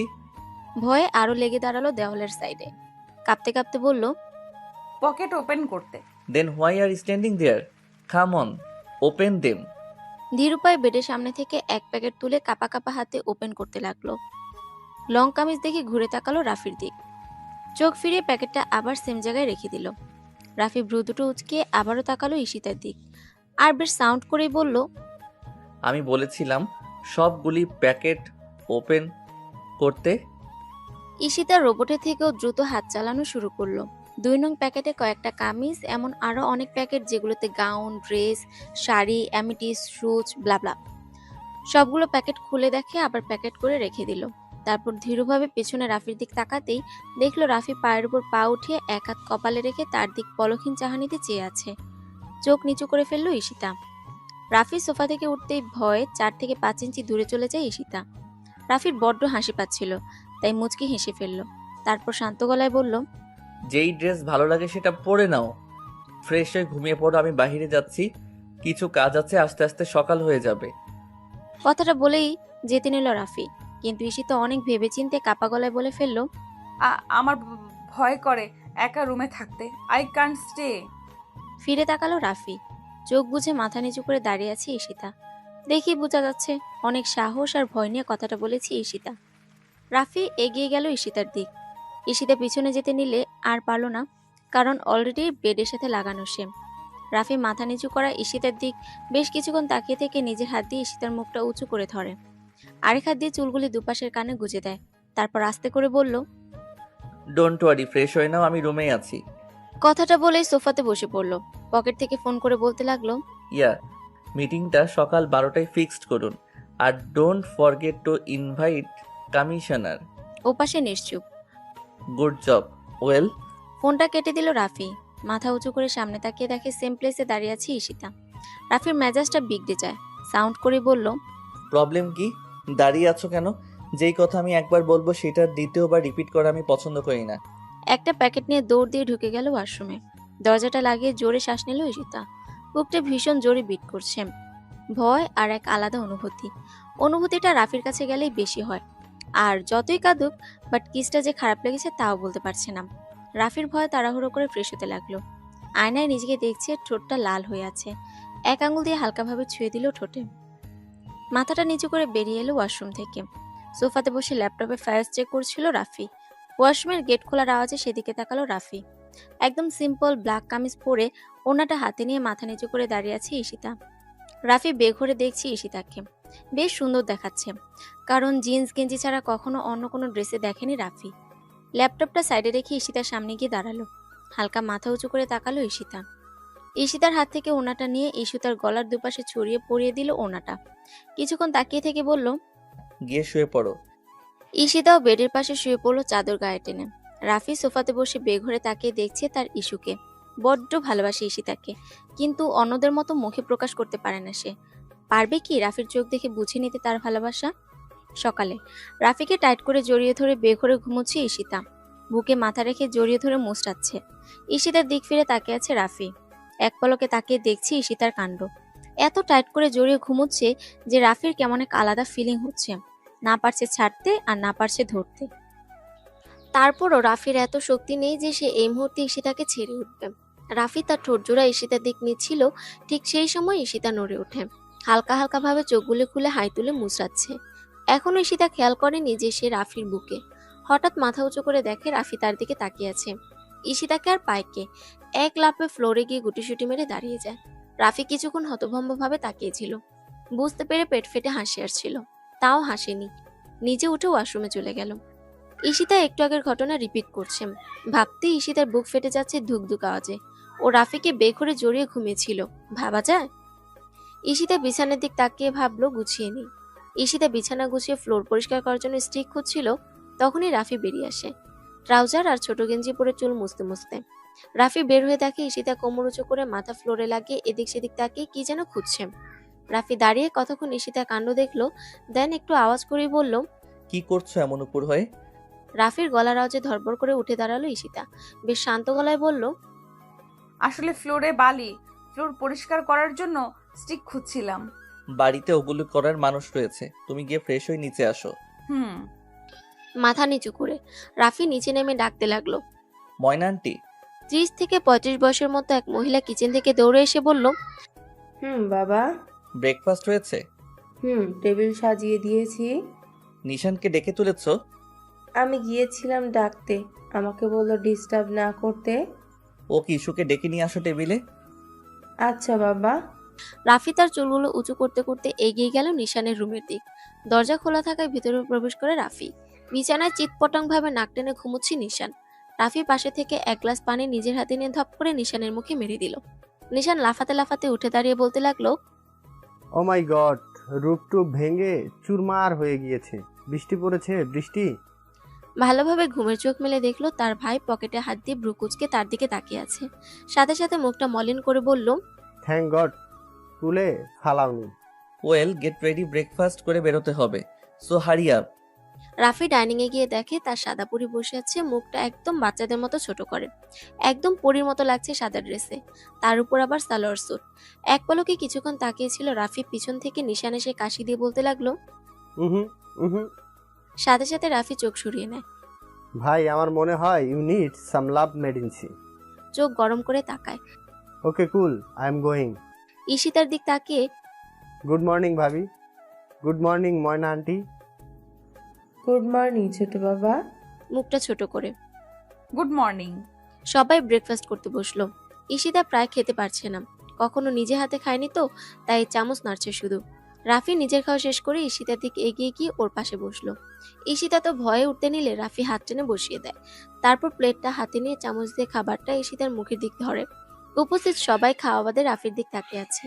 নিশান যে খেতে নিয়েছিল খাবার সেভাবে রেখে রাফির দিকে ড্যাবডেবিয়ে তাকিয়ে আছে। ময়না আন্টি বা কম কিসে, সেও ভূত দেখার মতো তাকিয়ে আছে। আর ঈশিতা, সে তো একবার খাবার দেখছে একবার রাফিকে। রাফি, নিশান আর ময়না আন্টির দিকে তাকিয়ে বলল, হোয়াট? আর ইউ ওকে ভাই? ড্যাবডেবিয়ে তাকিয়ে। ইয়া, ইস্যু নিজে নিজে খেতে পারে না। So stop staring me. ঈশিতার দিক তাকিয়ে। What happen your mouth? রাফির আওয়াজ শুনে তাড়াতাড়ি মুখ খুলে খেয়ে নিল ঈশিতা। পুরো খাবারটা রাফি ঈশিতাকে খাওয়ায়। ঈশিতা এখনো ডাইনিং এ বসে আছে, বেচারি সফট। রাফি আবার পিছে তাকিয়ে বলল, আর ইউ? ঈশিতার দিকে তাকিয়ে। বাড়ি থেকে পালানোর বা বের হওয়ার চেষ্টা একদম করবা না। আর ইফ ইউ নিড এনিথিং আমায় বলবা, না হয় বাহিরে গার্ডস রয়েছে অ্যান্ড অলসো ময়না আন্টি আছে। Get it? মাথা নাড়িয়ে জানালো। তো বসে আছো কেন? কাম। রাফি উপরে যাচ্ছে, পিছে পিছে ঈশিতা। রুমে এসে রাফি ঈশিতার হাতে একটা ফোন দিয়ে বলল, তোমার ফোন দাও, আর এই নাও, এইটা চালাবা। ওকে? আমার মিটিং আছে তো বাহিরে যাচ্ছি। তোমাকে যা বলেছি তা মাথায় রাখবা। ওকে। রাফি সাদা শার্ট, কালো প্যান্ট, উপরে ডিজিটাল কোড, সাদা স্যুট পরে নিল। ঈশিতা ড্যাব ড্যাব করে তাকিয়ে আছে রাফির দিকে। একজন ছেলে এতটা সুন্দর হয় কিভাবে?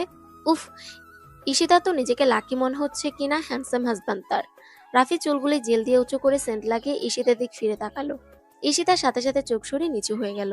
রাফি ওয়াচটা পড়তে পড়তে বলল, সেলফোন সাথে রাখবা, ওয়াশরুমে গেল। Got it? রাফি ওয়াচটা পরে ঈশিতার কপালে একটা গভীর চুমু খেলো আর নিজের গাল ঈশিতার ঠোঁটে গিয়ে ছোঁয়ালো। ঈশিতা তো ড্যাব ডেবিয়ে তাকিয়ে দেখছি কি হচ্ছে। রাফি ঈশিতাকে কিছুক্ষণ দেখে বেরিয়ে পড়লো। অতঃপর রাফি আর নিশান গাড়িতে করে রওনা হলো। 12টায় মিটিং অ্যাটেন্ড করলো রাফি। বাংলাদেশে যথেষ্ট বড় বড় বিজনেস আছে তার, সেগুলো এখানে এসে ঠিক করছে।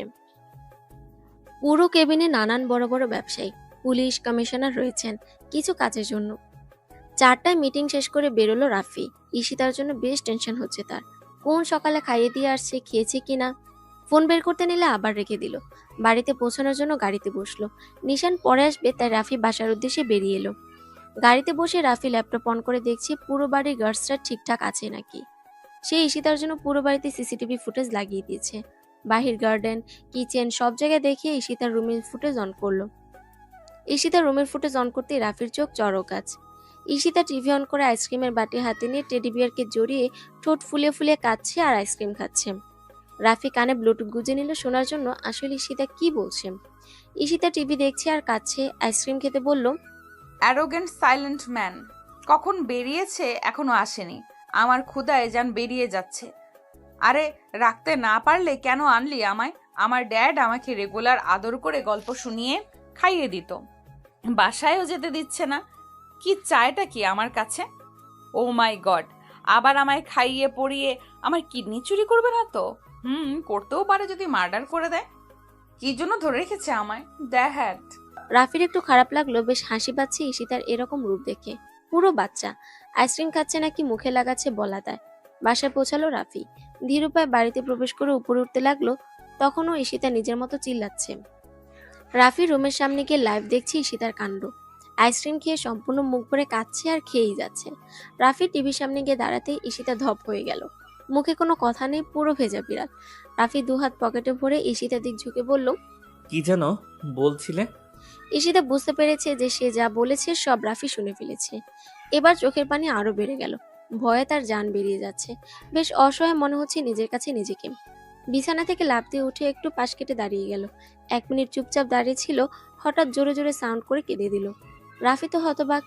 ঈশিতা নাক ডলছে আর কাঁদছে। রাফি ভ্রুকুচকে বলল, হোয়াট? ঈশিতা কেঁপে উঠে আরো 2 পা পিছিয়ে আরো জোরে চেঁচিয়ে কাঁদতে লাগলো। তারপর ঠোঁটটা ফুলে কাঁদতে কাঁদতে বলতে লাগলো, আপনাকে বকেছি বলে আপনি আমায় মার্ডার করে ফেলবেন, তাই না? রাফি ধীর পায়ে এগিয়ে গেল ঈশিতার দিকে। পকেটে এক হাত রেখে আরেক হাত দিয়ে ঈশিতার মুখটা নিজের দিকে উঁচু করে বলল, কেন? আমার হাতে মার্ডার হতে চাও? না তো। রাফি একটু ঝুঁকে ঈশিতার লাল নাকে তার গোলাপি ঠোঁট ছুঁয়ে দিল। ঈশিতা তো অবাক। আরেক হাত পকেট থেকে বের করে ঈশিতার কোমর জড়িয়ে নিল। মুখটা ঈশিতার ঘাড়ের কাছে নিয়ে চোখ দুটি আলতো করে বুঝে নেশা নেওয়ার মতো ঈশিতার গায়ের চুলের ঘ্রাণ নিল। ঈশিতার রীতিমতো কেঁপে ওঠে রাফির এমন আচরণে। ঈশিতার ঘাড়ে হালকা ফু দিয়ে বলল, তাহলে আমাকে কেন মার্ডার করলে? নেশাগ্রস্ত ভাবে চোখ বুজে, কেন নেশা বাড়ালে? কেন পাগল করলে? কেন জীবন্ত তোমার নেশায় আসক্ত করলে? রাফির এসব কোথায় ঈশিতার গায়ে কাটা বেঁধে যাচ্ছে। বুকের মধ্যে থেকে কেমন লঞ্চ চলাচলের আওয়াজ আসছে, যেটা শুধু তীব্র হচ্ছে। রাফি তার নেশাগ্রস্ত শ্বাসগুলি ঈশিতার কানের কাছে ফেলছে আর ঈশিতার শরীর নড়ে যাচ্ছে। রাফি নিজের হাত মুঠি করে বলল, চোখ বুঝে, বড্ড পাগল করছো আমায় তুমি। তোমার নেশায় আসক্ত করে দিয়েছো। আমার নেশার ঝালটা তুমি পাবে পিচ্ছি। ঘাড়ে হালকাভাবে কামড় দিয়ে বলল। ঈশিতা নিজের জামা টেনে ধরে আর রাফি সোজা রুম থেকে বেরিয়ে যায়। বাহিরে এসে কয়েকটা শ্বাস ফেলে নিচে নেমে যায়। ঈশিতা এখনো মূর্তির মতো দাঁড়িয়ে আছে। এইসব অনুভূতিগুলো ঈশিতার সম্পূর্ণ শরীর নাড়িয়ে দেয়, কেমন কেঁপে ওঠে। আর বুকের সেই আওয়াজ শুধু তীব্র থেকে তীব্র হয়ে যায়। পাশে থেকে পানির গ্লাস নিয়ে ঢকঢক করে পানিগুলি খেয়ে বেড়ে ধপ করে বসে পড়ল। রাফি নিচে নেমে এসে দেখে নিশান এসে সোফায় বসে কি যেন ভাবছে।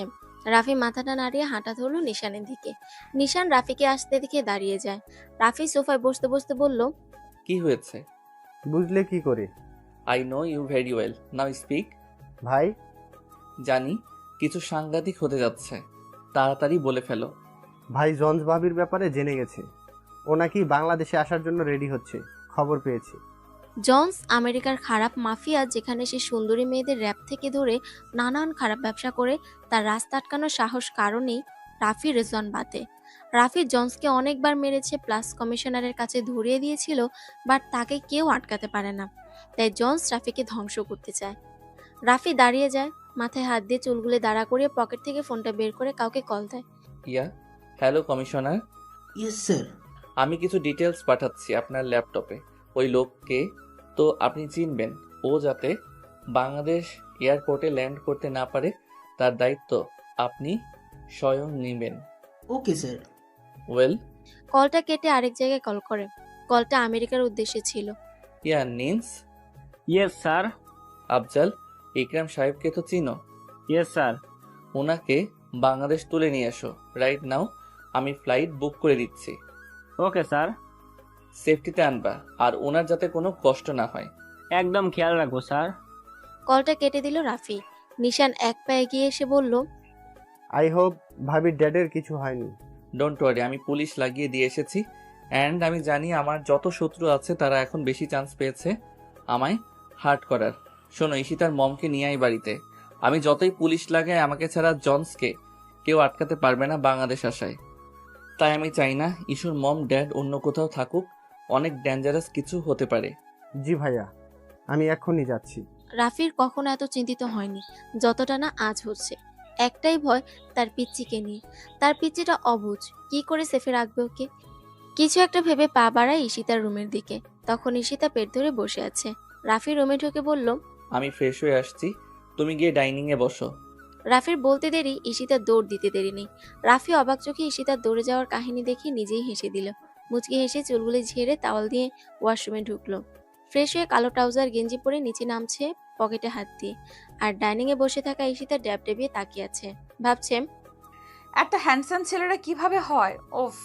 রাফি মাথাটা ঝাঁকিয়ে চেয়ার টেনে ঈশিতার পাশে বসলো। ময়না আন্টি খাবার বেড়ে দিচ্ছে আর বলছে, জানো বাবা আজ ঈশিতা মা কি করেছে? রাফি ভ্রুকুচকে তাকালো ময়না আন্টির দিকে। আর এদিকে ঈশিতা তার ফেসটা একটুখানি করে রেখেছে, দেখলে যে কেউ মায়া গলে যাবে। আমার শাড়ি পরে সারা বাড়িতে আমায় নিয়ে নেচেছে সকাল থেকে। যখন ক্ষুধা লেগেছে তখন সে কি কান্না। আমি বললাম আমি খাইয়ে দিই, সে খাবে না আমার হাতে। কাঁদতে কাঁদতে ওপরে চলে গেল। আর কি করেছে জানো? ওই যে ময়না আন্টি আরো বলবে তার আগে ঈশিতা কাঁদো কাঁদো কণ্ঠে বলল, আন্টি তুমি কিন্তু প্রমিস ভাঙতেছো। আর আমার অনেক খিদে পেয়েছে। রাফি মুচকি হেসে দিল, যেটা শুধু ময়না আন্টি খেয়াল করেছে। তারপর খাবার সম্পন্ন দিয়ে ঈশিতাকে খাইয়ে দিল। ঈশিতা খাচ্ছে আর রাফিকে দেখছে। আজকাল রাফিকে অনেক ভালো লাগে ঈশিতার। রাফির রাগ, কথা, স্টাইল সব ভালো লাগে। আবার অনেকগুলি বিহেভ যা ঈশিতার বড্ড পছন্দ রাফির ব্যাপারে। যেমন রাফি যখন পায়ের উপর পা তুলে বসে, দেন যখন চুল নেড়ে উঁচু করে, যখন মাথাটা দুপাশে মোচড় দেয়, ভ্রু কুচকে তাকায়, বা কোনো কথা না বুঝলে ভ্রু দুটো নাচিয়ে জিজ্ঞেস করে, আর লাস্ট দুহাত পকেটে দিয়ে থাকা। ঈশিতা নিজে নিজেই ভাবছে, একটা ছেলের মধ্যে কতগুলো গুণ থাকে। বাবা দেখো খাওয়াচ্ছে কিভাবে। এখানেও কেউ দেখলে ফিদা হয়ে যাবে যেভাবে খাওয়াচ্ছে। উফ, পায়ের উপর পা তুলে ব্রু একটা উচকিয়ে আর একটা হাতের আঙুল দিয়ে কপালে স্লাইড করছে, আর দ্বিতীয় হাত দিয়ে আমায় খাওয়াচ্ছে। রাফি ঈশিতাকে খাইয়ে দিয়ে উঠে পড়লো। ঈশিতা বেশ ভয়ে ভয়ে বলল, আপনি খাবেন না? না খেলে কি হবে? ঈশিতা করুণ দৃষ্টিতে রাফির দিক তাকিয়ে বলল, না খেলে তো আপনার পেটে ইঁদুর কাঁদবে। কেন, তোমার পেটের ইঁদুরও কাঁদে? পাশে দাঁড়িয়ে থাকা ময়না আন্টি হেসে কুটি কুটি। ঈশিতা মুচকি হেসে বলতে লাগলো, আমার যখন খিদে পায় আমার পেটের ইঁদুর তো কাঁদতে ডান্স করতে থাকে আর আমায় অনেক বকে। এত বকে যে আমার ড্যাড ওনার রুম থেকে দৌড়ে এসে বলতো, ও আমার প্রিন্সেস এসে পড়েছে, নিশ্চয়ই আজকে আমার প্রিন্সেসের পেটের ইঁদুর আমার ইস্যুকে অনেক বকেছে। যখন আমি বলতাম ড্যাড তুমি জানলে কিভাবে, ড্যাড বলতো তোমার পেটের ইঁদুর অনেক জোরে কাঁদে আর অনেক জোরে বকে ক্ষুধায়, তাই। রাফির প্রচন্ড হাসি পাচ্ছে। রাফির এমন হাসি লাইফে কখনো পায়নি। তাও মাথাটা উঁচু করে মনে মনে শান্ত হচ্ছে। এদিকে পেট ফেটে হাসছে ময়না আন্টি, আর ঈশিতা বেশ হতভম্ব হয়ে তাকিয়ে আছে ময়না আন্টির দিকে। সে কি এমন বলল যে এভাবে হেসে গড়াগড়ি খাচ্ছে? ঈশিতা একটু করুণ গলায় বলল, আন্টি আপনি কেন হাসছেন? আমি কি এমন বললাম? কই উনি তো হাসতেছে না। তাহলে? তখনই চেয়ার থেকে উঠে যায় রাফি। এত হাসি পাচ্ছে বেচারার যে উঠে ওপাশ ফিরে হালকা হেসে দিল। দেন গম্ভীর গলায় বলল, ইস্যু আন্টি কফি বানিয়ে দিলে নিয়ে রুমে এসো। কথাটা বলেই রাফি পকেটে হাত দিয়ে হাঁটা ধরলো। মুচকে হাসতে হাসতে নিজের রুমের দিকে আগালো। রুমে ঢুকে সাইড টেবিল থেকে ল্যাপটপটা নিয়ে সোফায় বসলো। সকালে রুম থেকে বের হওয়ার পরের ভিডিও ফুটেজ অন করলো রাফি। ফুটেজ অন করে ঈশিতাকে খুঁজতে ব্যস্ত সে। রাফি দেখতে শুরু করলো ঈশিতার কাহিনী। রাফি যাওয়ার পর ঈশিতা কিছুক্ষণে রুমে বসেছিল। তারপর মাথার চুল আওলাতে আওলাতে নিচে নেমে এলো। কিচেনে ময়না আন্টির পাশে দাঁড়িয়ে ছিল কিছুক্ষণ চুপচাপ। হঠাৎ বলে উঠল, ময়না আন্টি ডান্স পারো? না গো মা। চলো আজ তোমায় নিউ ডান্স শিখাবো। থাক মা, আমি রান্না বান্না করি, তুমি নাচো। অসহায় দৃষ্টিতে বলে। হাত টেনে ধরে বলে, চলো তো। ঈশিতা মিউজিক বক্স খুঁজছে বাট পাচ্ছে না। না পেয়ে বলে উঠল, নো প্রবলেম, আমি গানও গাইতে পারি। ঈশিতা একটানে ময়না আন্টির চুলগুলি খুলে দিল। ময়না আন্টি বেচারি চুপচাপ দেখছে কি হচ্ছে। ধীরে ধীরে ময়না আন্টির কোমরের আঁচল ছাড়িয়ে সুন্দর মতো শাড়িটা ঠিক করে নিজের গায়ের ওড়না মাথায় পেঁচিয়ে গান গাও স্টার্ট করলো। এদিকে রাফি তো হতভম্ব হয়ে দেখছে আর শুনছে তার ইস্যুর কার্যকীর্তি। হাসবে না কাঁদবে তা সে ভুলে গেছে। রাফি ভেবেই পায় না তার শ্বশুর বাবা এই মেয়েকে কতটা না আদরে বড় করছে। কতটা আদরে বড় হলে একটা মেয়ে এতটা বাচ্চা হতে পারে। ঈশিতা ময়না আন্টির কোমর টেনে নিজের হাতে ময়না আন্টির হাত নিয়ে হেলে তুলে নাচতে শুরু করলো আর গাইতো, মেরি পেহলি মোহব্বত হ্যায়। ময়না আন্টিও এনজয় করছে। मेरी पहली ही चाहत है, मेरी इतनी सी हसरत है, गले लग जा न जा, तेरे बाहों में राहत है, तेरी जुल्फों में जन्नत है, मेरी इतनी सी हसरत है, गले लग जा न जा।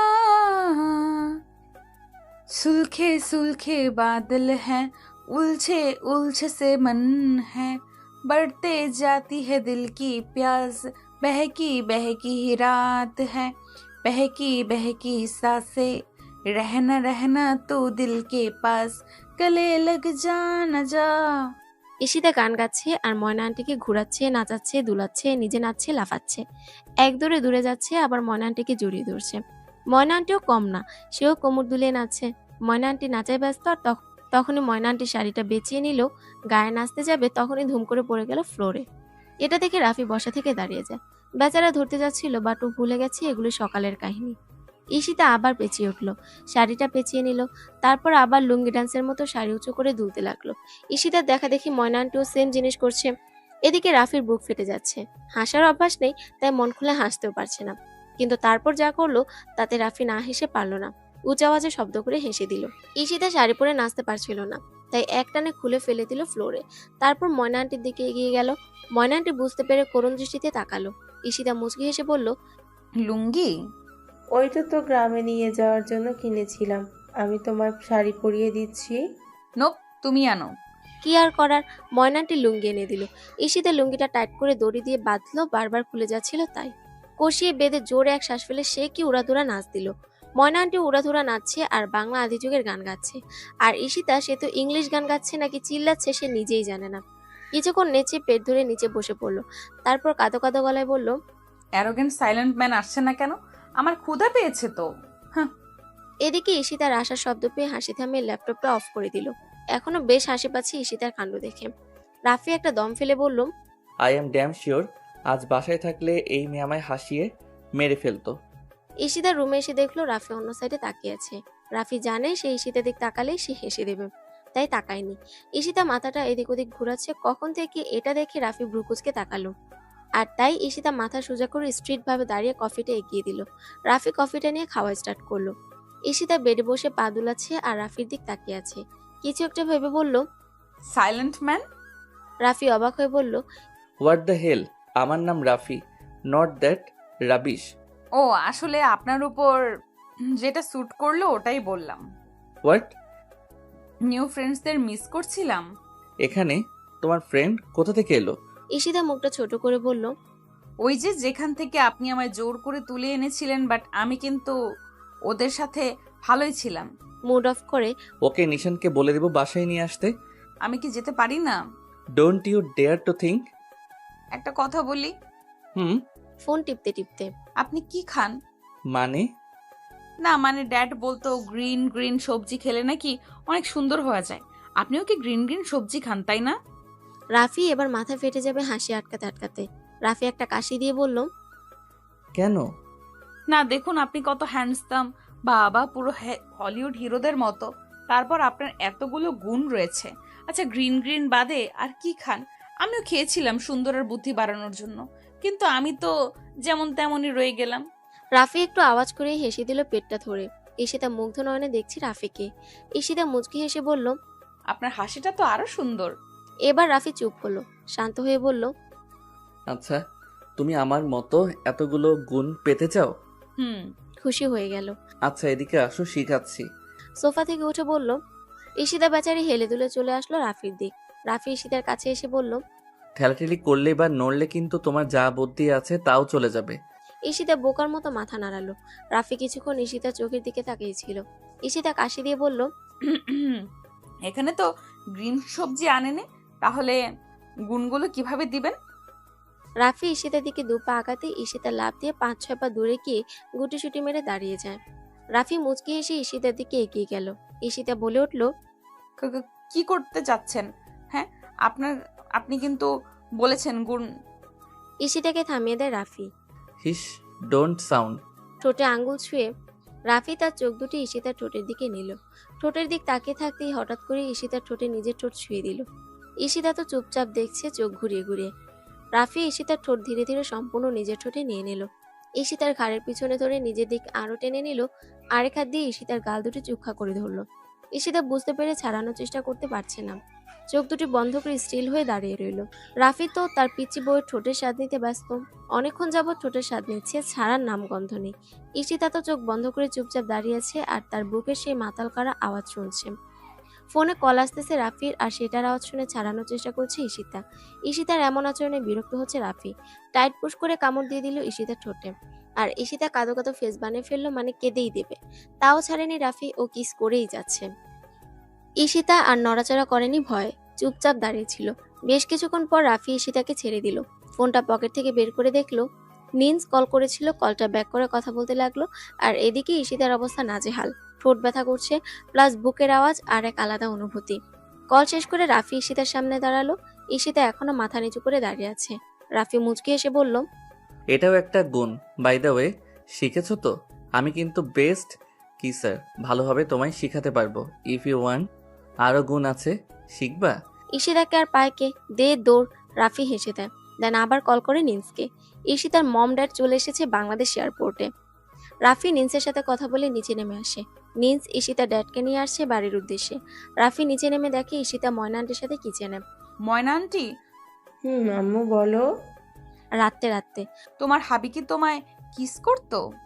ময়না আন্টি যথেষ্ট শিক্ষিত, সো তার বুঝতে সময় লাগলো না। একটা ঢোক গিলে ঘুরে তাকাতেই রাফিকে দেখতে পেল। ময়না আন্টি এখন আরো লজ্জা পেল বেচারি। তাও হাসার চেষ্টা করে ঈশিতার দিকে তাকিয়ে বলল, মা আমার তরকারি পড়ে যাচ্ছে। কথা কাটার চেষ্টা করে। জানো, আমাদের ভার্সিটিতে তো এই কিস অ্যাভেলেবেল হতো সকলের সামনে। আমি জাস্ট হা করে দেখতাম। টেনশন ফেস বানিয়ে, আচ্ছা ময়না আন্টি, তুমিও করেছো আঙ্কেলের সাথে, তাই না? ময়না আন্টি জোরে কেশে দিল। আর পিছনে রাফি হতবাকের মতো দাঁড়িয়ে। রাফি একটু বাঁকা হেসে পকেটে হাত দিয়ে দাঁড়িয়ে বলে উঠল, ইস্যু ময়না আন্টিকে ছেড়ে তুমি তোমারটা বলো। তোমার হাবি তোমায় কিস করেনি? ঈশিতা স্যাড ফেস বানিয়ে বোকার মতো চেয়েই রইল। ময়না আন্টি হেসে দিল। ময়না আন্টি হাত মুছতে মুছতে বলল, বাবা, তোমার যে কত পরোটা বেলতে হবে এই পিচি বউ নিয়ে। কেন আমাদের বেলতে হবে পরোটা? তুমি আছো না বেলার জন্য? ময়না আন্টি এবার জোরেই হেসে দিল। রাফি ময়না আন্টির দিকে তাকিয়ে বলল, ময়না আন্টি, নিশানার আমার জন্য পাস্তা বানিও, ডিনার করব না? আচ্ছা বাবা। রাফি গিয়ে ল্যাপটপ নিয়ে সোফাতে বসে পড়ল। পায়ের উপর পা তুলে সে কাজ করতে ব্যস্ত। এদিকে ঈশিতা তার এত বড় মাথাটা পরোটা কেন বেলবে সেই জায়গায় ঘামাচ্ছে। রাফি কাজ করতে করতে বলল, তোমার অত বড় মাথায় এত কিছু ভাবতে হবে না, বসে বসে টিভি দেখো। ঈশিতাও ভাবা বাদ দিয়ে রাফির পাশে বসে পড়লো টিভি দেখতে। রান্না বান্না শেষে ময়না আন্টিও ঈশিতার সাথে টিভি দেখতে বসলো। ময়না আন্টি টিভির দিকে তাকিয়ে বলল, এগুলো কি দেখো মা? কারো চেহারাই তো নেই বলের মতো দেখতে। রাফিও ঘুরে ঈশিতার দিক তাকালো। ঈশিতা মুখটা ছোট করে বলল, কাকে বলের মতো লাগছে? হ্যাঁ, ও হলো শিনচ্যান নুহারা, উমার 5 সাল। আর ও মোটেও বলের মতো দেখতে না, একদম প্রিন্সেসের মতো দেখতে। ময়না আন্টি আর কিছু বলল না। উনিও ঈশিতার সাথে শিনচেন দেখছে। ঈশিতা কিছুক্ষণ পরপর হেসে উঠছে। আর রাফি তা আর চোখে দেখছে। রাফির এখন মনে হচ্ছে সে হয়তোবা জীবনে কোনো ভালো কিছু করেছে, যার ফলে আল্লাহ তাআলা তাকে ঈশিতার মতো লাইফ পার্টনার দিয়েছেন। বড্ড ভালোবেসে ফেলেছি ঈশিতাকে। ওকে ছাড়া বাঁচার কথা তো এখন ভাবতেও পারবে না। হঠাৎই দরজায় কারো আওয়াজ পেয়ে রাফি ওখানে তাকাতেই দেখতে পেল নিশান এক মহিলাকে নিয়ে ভিতরে আসতেছে। ফর্সা, মাথায় কাপড় দিয়ে সুতি শাড়ি পরা, বেশ ইয়াং। ঈশিতা নাক ডলতে ডলতে সোফা থেকে উঠে দাঁড়াতেই মহিলার দিকে কিছুক্ষণ তাকিয়ে থেকে দিল দৌড়। এক দৌড়ে মহিলাটিকে জড়িয়ে ধরে কেঁদে দিল। আর ফুফাতে ফুফাতে বলল, মম। ঈশিতার মায়ের চোখে পানি টলটল করছে। তার বাচ্চা ইস্যুটাকে আজ কত বছর পর বুকে জড়িয়ে নিল। চোখের পানিগুলো বেয়ে পড়ছে। মেয়েকে বুকের সাথে জড়িয়ে নিয়ে অনেকটা সাউন্ড করে কেঁদে দিল। ঈশিতা তার মাকে একটু ছেড়ে নিজের চোখের পানি মুছে মায়ের চোখের পানিও মুছে দিল। তারপর মুচকি হেসে বলল, আমি আর ড্যাড তোমায় এতগুলো মিস করেছি। এত মিস করছিস বলেই তো আমাকে এখানে ফেলে চলে গিয়েছিস। তুমিও তো আসোনি আমাদের দেখতে। মুখটা ধরে, আমার ইস্যুটা কত বড় হয়ে গেছে মাশাআল্লাহ। কপালে চুমু খেয়ে, গলা জড়িয়ে। আমার মমটা এখনো কত ইয়াং। পাগলি মেয়ে। ঈশিতার মা এবার সবার দিক তাকালো। পুরো বাড়ির দিক চোখ বুলিয়ে এখন আশেপাশে যারা দাঁড়িয়ে তাদের দেখায় ব্যস্ত। ঈশিতার মা মুখটা কুঁচকে বলল, ইস্যু তোর ড্যাড কোথায়? আর ইনারা কারা? এটা কার বাড়ি? রাফি সোফা থেকে উঠে হাত পকেটে রেখে এগিয়ে আসে। কিছু বলবে তার আগে ইস্যু বলে ওঠে, মম, ড্যাড তো আমেরিকা, আর এটা ওনার বাড়ি। রাফির দিক দেখিয়ে, তাহলে তুমি এখানে কেন? রাফি কিছু বলবে তার আগে ঈশিতা বলে উঠল, মম, এটা আমার হাবির বাড়ি, মানে রাফি রেজওয়ান। মুচকি এসে চারপাশে সবার দিকে তাকিয়ে ঈশিতার মা এবার রাফিকে মাথা থেকে পা পর্যন্ত দেখলো। তারপর করুণ গলায় বলল, আমার ছোট ইস্যুটার বিয়েও দিয়ে দিয়েছে আমাকে ছাড়া।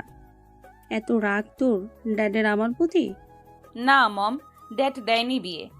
এই সাইলেন্ট ম্যান নিজে জোর ঈশিতাকে থামিয়ে রাফি বলে উঠল, তো আন্টি বসুন, দাঁড়িয়েছেন কেন? রাফির কথা ঈশিতার মা রাফির সামনে গিয়ে মুখটা দু হাতে ধরে বলল, মাশাল্লাহ, একদম রাজপুত্র পাঠিয়েছে আমার ঈশিতার জন্য আল্লাহ। ঈশিতা সাউন্ড করে হেসে বলল, মম একদম প্রিন্স চার্মিং এর মতো দেখতে, তাই না? ডেইরি মিল্কের মতো দেখলে খেয়ে ফেলতে ইচ্ছে করে। ঈশিতার কথায় রাফির হেঁচকি শুরু হয়ে যায় আর বাকি সবাই কিটকিটিয়ে হেসে ওঠে। ঈশিতার মা রাফির কপালে চুমু খেয়ে বলে, আমার এই বাচ্চা ইস্যুটাকে বুঝিয়ে দেখে রেখো বাবা। Aunty don't worry. আন্টি? আন্টিকে মা বলবা বা মম, যেটা ইচ্ছে। নিশান একটু সামনে এসে বলল। ঈশিতার মম রাফির দিক তাকালো, বুঝতে পারেনি কে, তাই রাফি বলল, আমার ভাই নিশান। ঈশিতার আম্মু নিশানের কান ধরে বলল, পাজি ছেলে, আমাকে হেনস্থা করে ছেড়েছে, আমাকে জোরপূর্বক তুলে এনেছে। আমাকে যদি বলতি আমার মেয়েকে আর জামাইকে দেখতে নিয়ে যাচ্ছিস, আমি তো দৌড়ে আসতাম। তুলে কি আর আনতে হতো? সরি। আচ্ছা হয়েছে। মামুনি বলে ডাকলে চলবে? গাল টেনে দৌড়াবে। ঈশিতার মম রাফির দিক ঘুরে রাফির মাথায় হাত বুলিয়ে বলল, তো বাবা, তোমার ফ্যামিলির বাকি সবাই কোথায়? নিশান বলল, মামুনি কেউ নেই, আমি আর ভাইয়া। আর বাংলাদেশে আসলে এই ময়না আন্টি রয়েছে। ঈশিতার আম্মু রাফির মাথায় হাত বুলিয়ে বলল, কে বলেছে নেই? আমি আছি তো, তোদের মায়ের মতোই। রাফির বার প্রচন্ড খারাপ লাগছে, জড়িয়ে ধরলো ঈশিতার মাকে। ঈশিতার মাও জড়িয়ে মাথায় হাত বুলিয়ে বলল, মা বলতে পারবি না আমায়? মা পারবো। সবাই হেসে ওঠে। নিশান পিছন থেকে জড়িয়ে ধরে। ঈশিতা ড্যাব ড্যাব করে তাকিয়ে সব দেখছে, তারপর আস্তে করে বলল, এই মম, সবাইকে ছেড়ে, মা বলো। আমাকে একটু আদর করো না। ওরে আমার পাখিটারে। জড়িয়ে ধরে। রাফির মনে খুশির তুফান চলছে, আজ কত বছর পর মা শব্দটা বলেছে। ঈশিতার মাকে জড়িয়ে ধরে নিজের মায়ের মতো মনে হয়েছে, কিন্তু টেনশনও হচ্ছে, পারবে কি সবাইকে সেফ রাখতে? পারবে না, পারলেও পারতে হবে রাফিকে। ফোন বেজে উঠে রাফি নিন্স কল করেছে, তার মানে এসে পড়েছে। তাই রাফি বলে উঠল, ময়না আন্টি, মাকে নিয়ে উপরে নিয়ে যাও ফ্রেশ হতে। পরে যাই, মাত্রই তো এলাম, আর আমার তো বাসায় যেতে হবে। না, কোথাও যাওয়া চলবে না, এখানে আমার সাথে থাকতে হবে। ময়না আন্টি যাও। ময়না আন্টি নিয়ে উপরে চলে গেল। ঈশিতাও যেতে নিচ্ছিল, তখনই দরজা থেকে ঈশিতার ড্যাড বলে উঠল, প্রিন্সেস। ঈশিতা তাড়াহুড়ো করে সামনে তাকিয়ে কেঁদে দেয় বাচ্চাদের মতো করে। ঈশিতার ড্যাড প্রায় দৌড়ে এসে মেয়েকে জড়িয়ে নেয়, মাথায় হাত বুলিয়ে বলতে থাকে, প্রিন্সেস, কিছু হয়নি তো তোমার? রাফির দিকে তাকিয়ে, কিছু করেনি তো তোমায়? না ড্যাড, আরো নিজের হাতে খাইয়েছে। অনেক ভালো সাইলেন্ট ম্যান, কিন্তু বড় মাফিয়াও, তাই না ড্যাড?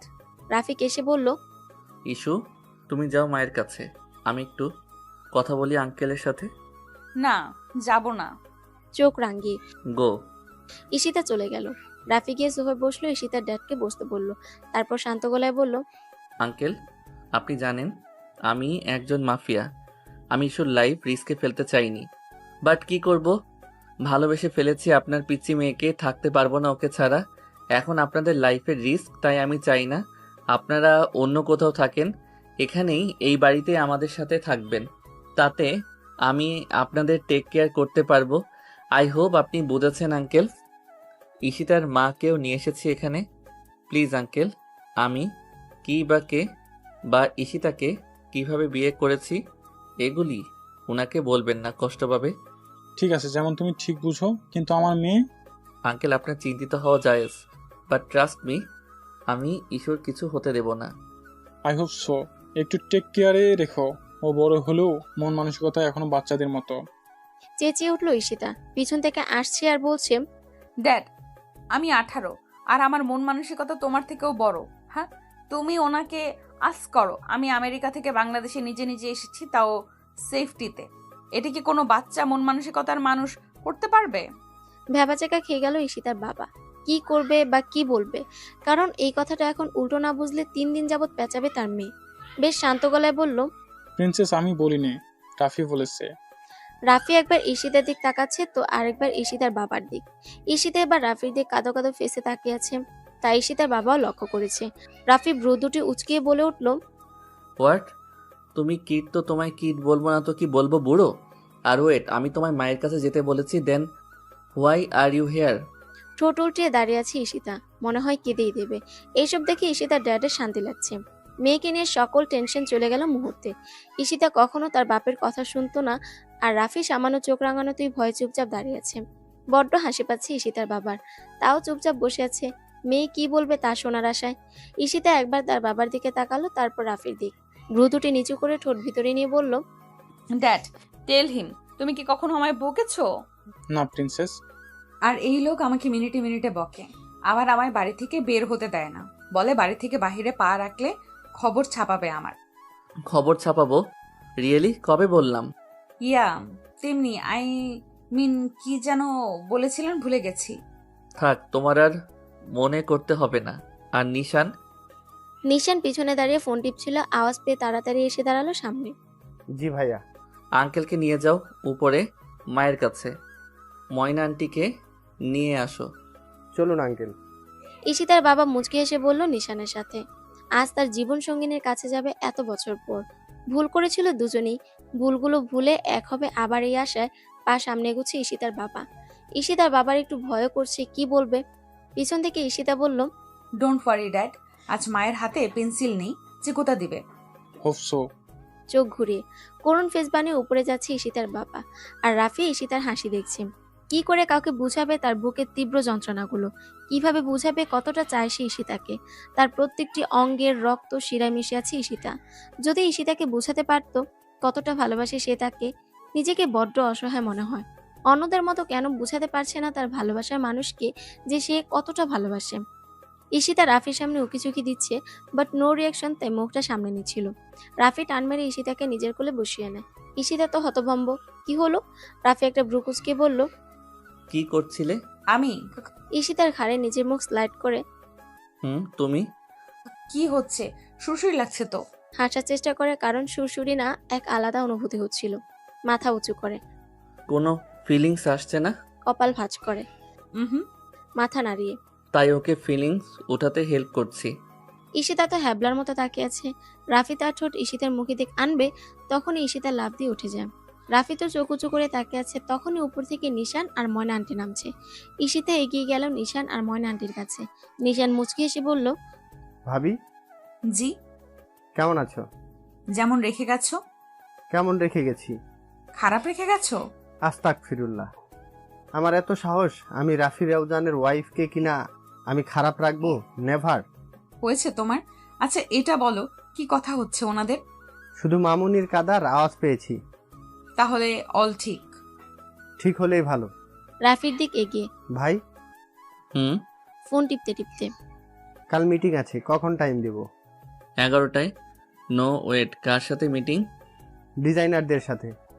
ওকে। ভাইয়া, নিঞ্চো এসেছে। কোথায়? এই তো দাঁড়িয়ে আছে গেটে। আসতে বল। নিশান গিয়ে নিন্সকে নিয়ে আসলো। নিন্স এসে মাথা নিচু করে দাঁড়িয়ে আছে রাফির সামনে। রাফি ফোন পকেটে রেখে উঠে দাঁড়ালো, সাথে সাথে কষে থাপ্পড় দিল নিন্সের গালে। ঈশিতা চোখ বুজে ময়না আন্টির হাত খাঁচে ধরে চুলগুলি নেড়ে রাগে আরেকটা থাপ্পড় লাগালো সেকেন্ড গালে। ঈশিতা ভয়ে জড়সড় হয়ে ময়না আন্টির পিছনে দাঁড়িয়ে আছে। নিন্স ঠায় দাঁড়িয়ে আছে। নিশান ও রাগী ভাব নিয়ে তাকিয়ে আছে নিন্সের দিকে। রাফি পকেটে হাত ভরে দাঁতে দাঁত চেপে বলে উঠল, নিজেকে বড্ড সাহসী ভাবছিস আজকাল। গড ড্যাম, যদি কিছু করে দিত ওরা তোর, আমি তো জানতেও পারতাম না। ভাই। শাট আপ নিন্স, তোর মুখ থেকে কিছু শুনতে চাচ্ছি না। তুই আমার বেস্ট গার্ল হলেও আমি তোকেও আমার ভাই ভাবি। তুই কিভাবে পারলি এমন কাজ করতে? নিশান পাশ থেকে সামনে এসে দাঁড়ায় রাফির। ভীতু গলায় বলল, ভাই আর এমন করবে না, তাই না জিন্স? ভাই। রাফি রাগি চোখে তাকায় নিন্সের দিক, ভারী আওয়াজে বলে ওঠে, নিন্স, আই অ্যাম ওয়ার্নিং ইউ, আর কখনো তুই যাবি না জনসের গোডাউনে। আমি যদি জানতে পারি তাহলে জনস তোকে মারার আগে আমি মেরে বালি চাপা দিয়ে দিব। জি জি ভাই। রেগে চলে যায় সেখান থেকে রাফি। বড় বড় শ্বাস ফেলে নিশান। আর নিন্স নিন্স তো মাটিতে বসিয়ে পড়ে। এতটা ভয় পেয়েছিল বেচারা। নিশানও কম সাহস নিয়ে মুখ খুলেনি। ময়না আন্টি কিচেনের দিকে যাচ্ছে। শাড়ির আঁচল ধরে পিছে পিছে যাচ্ছে ঈশিতা। বড্ড ভয় হচ্ছে রাফির কথা ভাবতেই। ঈশিতা কাঁদো কাঁদো ফেস বানিয়ে বলল, আল্লাহ, ওনাকে তো সবাই ভয় পায়। আমি ভেবেছি আমি একাই হয়তো এত ভয় পাই। কিনা থাপ্পড় দিল, এমন থাপ্পড় আমায় দিলে আমি বেডে সারা জীবনের জন্য পড়ে থাকবো। আবার মেরে বালি চাপা দিয়ে দেবে। আমি ড্যাডকে বলবো আমায় তার সাথে আবার আমেরিকা নিয়ে যেতে। কবে না কবে আমায় মেরে বালি চাপা দিয়ে দেয়, তারই ঠিক নাই। ময়নান্টি খাবার রেডি করতে করতে বলল, কি হয়েছে মা, ভয় পেয়েছো? ও কিচ্ছু না, রেগে আছে তাই অমন করছে। রাগ কমলে আবার ঠান্ডা হয়ে যাবে। মাথা নাড়ালো। ময়না আন্টিকে হেল্প করছে ঈশিতা ডাইনিংয়ে খাবার সার্ভ করা। উপর থেকে হেসে হেসে কথা বলে নামছে ঈশিতার মা বাবা। দেখেই বোঝা যাচ্ছে সব ঠিকঠাক হয়েছে। ঈশিতা দৌড়ে গিয়ে জড়িয়ে ধরলো দুজনকে একসাথে। সব তো রাফির জন্যই হয়েছে, এটাই ভাবছে ঈশিতা। কিছুক্ষণের মধ্যে নিশানও পিছন থেকে এসে ডাইনিংয়ে বসে। ঈশিতার মা বাবাও বসে। ঈশিতা ময়না আন্টির পাশে দাঁড়িয়ে আছে। সবাই ওয়েট করছে রাফির। কিছুক্ষণ পর রাফি কারোর সাথে ফোনে কথা বলতে বলতে নিচে নামছে। মিটিংয়ে দেখা হচ্ছে। ওকে নিশান বলে দেবে, ওয়াই নট? ওকে। কল কেটে মাথা তুলে দেখে সবাই তার দিকে ড্যাব ডেবিয়ে তাকিয়ে আছে। কল কেটে মাথা তুলে দেখে সবাই তার দিকে ড্যাব ডেবিয়ে তাকিয়ে আছে। ফোনটা পকেটে রেখে ব্রুকুচকে তাকিয়ে বলল, হোয়াট? খাওয়া স্টার্ট করো সবাই। নিশানের দিক তাকিয়ে। নিন্স কোথায়? ভাই ও মনে হচ্ছে। সবাই খাওয়া স্টার্ট করো। বলেই রাফি পকেটে হাত ঢুকিয়ে হাঁটা ধরল নিচের পিছনের রুমের দিকে। নিশানের পরের রুমই নিন্সেরও কেউ নেই, তাই ছোট থেকে রাফির কাছে বড় হয়েছে। রাফিকে স্বভাবে নিন্স, তাই বড্ড ভয় পায়। তেমনি নিজে জানও দিতে পারবে রাফির জন্য। তাই তো নিজের জীবনের ভয় না করে চলে যায় জনসের গোডাউন রাফিকে বাঁচাতে। রাফি মাথাটা ঝাঁকিয়ে ভিতরে প্রবেশ করলো। নিন্স তখন টুকটাক করে পুরো রুম ঘুরছিল ক্ষুধায়। বড্ড ক্ষুধা লেগেছে। রাফিকে দেখে সোজা হয়ে দাঁড়িয়ে পড়ল। রাফি চোখ রাঙিয়ে তাকিয়ে বলল, আমি ডাকলে খেতে যেতে হবে, তাছাড়া কি আসা যায় না? ভাই প্লিজ আর এমন করবো না। শিওর? হুম পাক্কা। ওয়েল, খেতে চলো। বলেই হাঁটা ধরলো রাফি পিছন থেকে। নিন্স বলে উঠল, ভাই হোয়াট? একটু হাক করবা? হাই।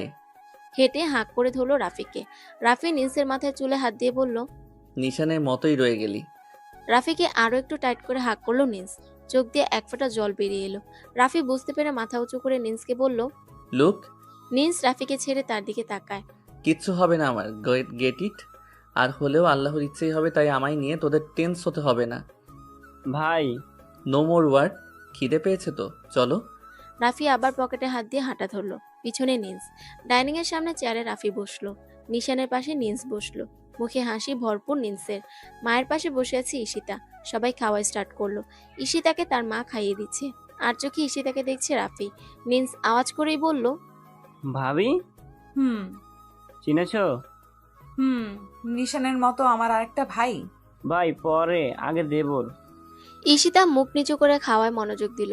সবাই খাওয়া দাওয়া করে নিজেদের রুমের দিকে যাচ্ছে। ঈশিতা তার মা বাবার সাথে উপরে তাদের রুমে চলে গেছে। অনেকক্ষণ যাবৎ বসে আছে রাফি তার রুমে। একটা বাজতে চললো, বাট ঈশিতার আসার খবর নেই। রেগে যাচ্ছে রাফি। মন তো চাচ্ছে এই মেয়েকে একটা আছাড় মারতে। ঈশিতা কখন থেকে তার মায়ের রুমে ঝুমুচ্ছে, তাও যাবে না রাফির রুমে। আজ বড্ড ভয় পেয়েছে রাফির আচরণে। জোর করে ঘুমিয়ে আছে তার মা বাবার সাথে। তখনই রুমে ঢুকে রাফিকে দেখে ভয়ে উঠে পড়ে ঈশিতা। রাফি কোনো কথা না বলে ইস্যুকে কোলে তুলে নেয়। ঈশিতার কপাল আসমানে উঠে গেছে। মুখ টিপে হাসছে ঈশিতার মা বাবা। ঈশিতা ধরফর শুরু করেছে নিচে নামার জন্য। রাফির চোখ রাঙিয়ে তাকাতেই শান্ত হলো। রাফি মুচকি হেসে বলল, গুড নাইট মা। Good night uncle. বলে চলে এলো নিজেদের রুমে। ঈশিতা কাঁদো কাঁদো ফেস বানিয়ে মুখ ঘুরিয়ে দেখছে। ঈশিতাকে রাখলো খাটে। ঈশিতা চুপচাপ বসে পড়লো। গেট লাগিয়ে ঈশিতার সামনে দাঁড়ালো। প্রবলেম কি? নিশ্চুপ। কথা বলছো না কেন? আপনি অনেক ভয়ানক। ভয়ানকের কি করেছি? আপনি নিন্স ভাইয়াকে মেরেছেন, তারপর আমার ফ্রেন্ড নিন্সকেও মেরেছেন। লিসেন, তোমার ফ্রেন্ডকে মারিনি, আমেরিকাতেই রয়েছে। আর আমার ভাইকে আমি মারবো, তাতে তোমার প্রবলেম কি? তোমায় তো আর মারিনি। ঈশিতা আর কিছুই বলল না। রাফি ঈশিতার দিক আগাবে, তখনই পুলিশ গাড়ির আওয়াজ আসে। রাফি ততটা খেয়াল করলো না, কিন্তু কিছুক্ষণ পর নিশানের বাইরে থেকে আওয়াজ শুনে রুম থেকে বেরিয়ে নিচে যায় রাফি। নিচে নামতেই দেখতে পায় কমিশনার সহ আরো পুলিশ দাঁড়িয়ে আছে। রাফি নিচে নামতে কমিশনার সামনে এসে দাঁড়ায়। স্যার সরি, এমন সময় আসার। প্রবলেম কি? স্যার, জনস বাংলাদেশে এসে পড়েছে। কিছু পুলিশদের লাশ আর আপনার কিছু গার্ডদেরও লাশ পেয়েছে।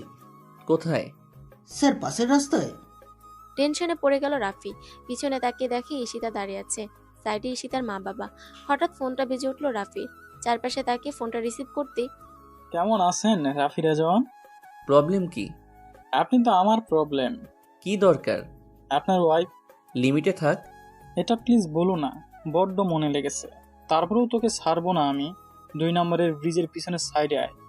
খবরদার কাউকে আনবি না। দেখি তোর কত সাহস। ওয়েট। ফোনটা কেটে দিল রাফি। পুলিশদের সবকিছু বুঝিয়ে নিন্স আর নিশানকেও অনেক কিছু বলল, কখন কিভাবে অ্যাটাক করতে হবে। চুপচাপ দাঁড়িয়ে শুনছে ঈশিতা, চোখ দিয়ে পানি ঝরছে। রাফি বেরোবে হঠাৎ পিছনে ঈশিতাকে দেখে অবাক হয়ে গেল। ঈশিতা সামনে গিয়ে বলল, কাঁদছো কেন? আপনি কোথাও যাবেন না? কেন? যাবেন না মানে যাবেন না। কিছু সময় লাগবে, এসে কথা বলছি, কেমন? কোথাও যাবেন না প্লিজ। রাফি দেখলো সবাই তাদের দিক তাকিয়ে।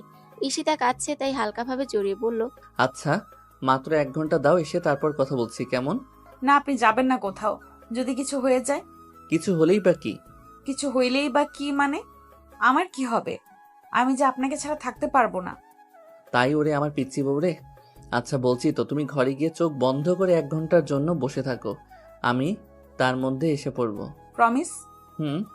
কপালে চুমু খেয়ে বেরিয়ে পড়ল রাফি। রাফি যাওয়ার 30 মিনিট পর পিছনে নিন্স, নিশান আর বাকি পুলিশ সব বেরিয়ে পড়ে।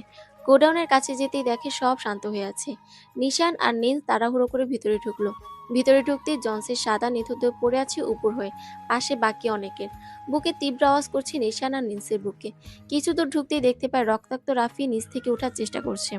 দৌড়ে গেল নিশান আর নিন্স, রাফিকে ধরে গাড়িতে বসালো। পুলিশ বাকিদের দেখছে। জন্স মারা গিয়েছে, সাথে বাকি কয়েকজন। গাড়ি চলছে, পিছনে রাফির মাথা ধরে বসে আছে নিশান। ফার্স্ট গাড়ি ড্রাইভ করছে নিন্স। এত রাতে হাসপাতালও বন্ধ। উপায় না পেয়ে চেনা জানা নিজেদের ডক্টরকে উঠে জাগালেন। ছোট একটা হসপিটালে চেক আপ হচ্ছে রাফির। বেশি কিছু না, শুধু মাথায় আঘাত পাওয়া রক্তটা বেশি বেরিয়েছে। পেইনের ওষুধ আর রক্তগুলি মুছিয়ে দিল। প্রচন্ড ব্যথা অনুভব হচ্ছে মাথায়। হালকা তাকিয়ে চারপাশে দেখে বলে উঠল, বাসায় চলো। হুম। রাফিকে খুবই সাবধানে নিয়ে উঠালো গাড়িতে। নিন্স গাড়ি চালাচ্ছে আর বলছে, ভাই কিভাবে কি হলো? বোমা ফিট করে রেখেছিল, আমি দেখতে পেয়ে দূরে চলে যাই, আর বাকিরা মারা যায়, বাট জন্স না। জন্সকে শ্যুট করে দেই। হঠাৎ পিছন থেকে লোহা দিয়ে বাড়ি মেরে ও নিচে লুটিয়ে পড়ে, সাথে আমিও। বাড়িতে পৌঁছালো। রাফিকে দুপাশ ধরে নিয়ে এগুচ্ছে নিশান, নিন্স। সবাই বসা থেকে দাঁড়িয়ে যায়। ঈশিতা এক প্রকার দৌড়ে আসে রাফির দিক, চোখ দিয়ে পানি ঝরছে। রাফি মুচকি এসে সামনে এগিয়ে গেল। ঈশিতাকে দেখে নিশান, নিন্স ছেড়ে দিল রাফিকে। রাফি মুচকি এসে হাত বাড়িয়ে দিল ঈশিতার দিক। চোখ মুছে রাফির হাত ধরে রুমের দিকে নিয়ে গেল। বিছানায় শুয়ে দিয়ে নিজে পাশে বসে পড়ল। রাফি একটু হেসে বলল, কি হয়েছে? আপনাকে বলেছিলাম যেতে না। ফিরে এসেছি তো। কি হাল করে এসেছেন? তো কি হয়েছে, বেঁচে আছি। নিশ্চুপ ঈশিতা। আচ্ছা এখন বলো, তখন কাঁদলে কেন? আমাকে তো তোমার পছন্দ না। ড্যাডের সাথে আমেরিকা চলে যেতে চাও? তাহলে আমার কিছু হলে তোমার কি? আপনি অনেক পচা। কেন? আপনি আমাকে ভালোবাসেন কিন্তু বলেননি। যাও, মানলাম। মানলাম মানে? এখন বলেন। কেন অ্যান্সার দেবে? শরম পেয়ে রাফি ঈশিতার কোমর জড়িয়ে নিজের সাথে ঘেঁষে বসিয়ে বলল, I love you. I love you too, silent man. বলেই জড়িয়ে ধরলো রাফিকে। মুচকি এসে রাফিও জড়িয়ে ধরলো ঈশিতাকে। দুজন দুজনকে টাইট করে জড়িয়ে রয়েছে। ভালোবাসা প্রকাশ পেল তাদের।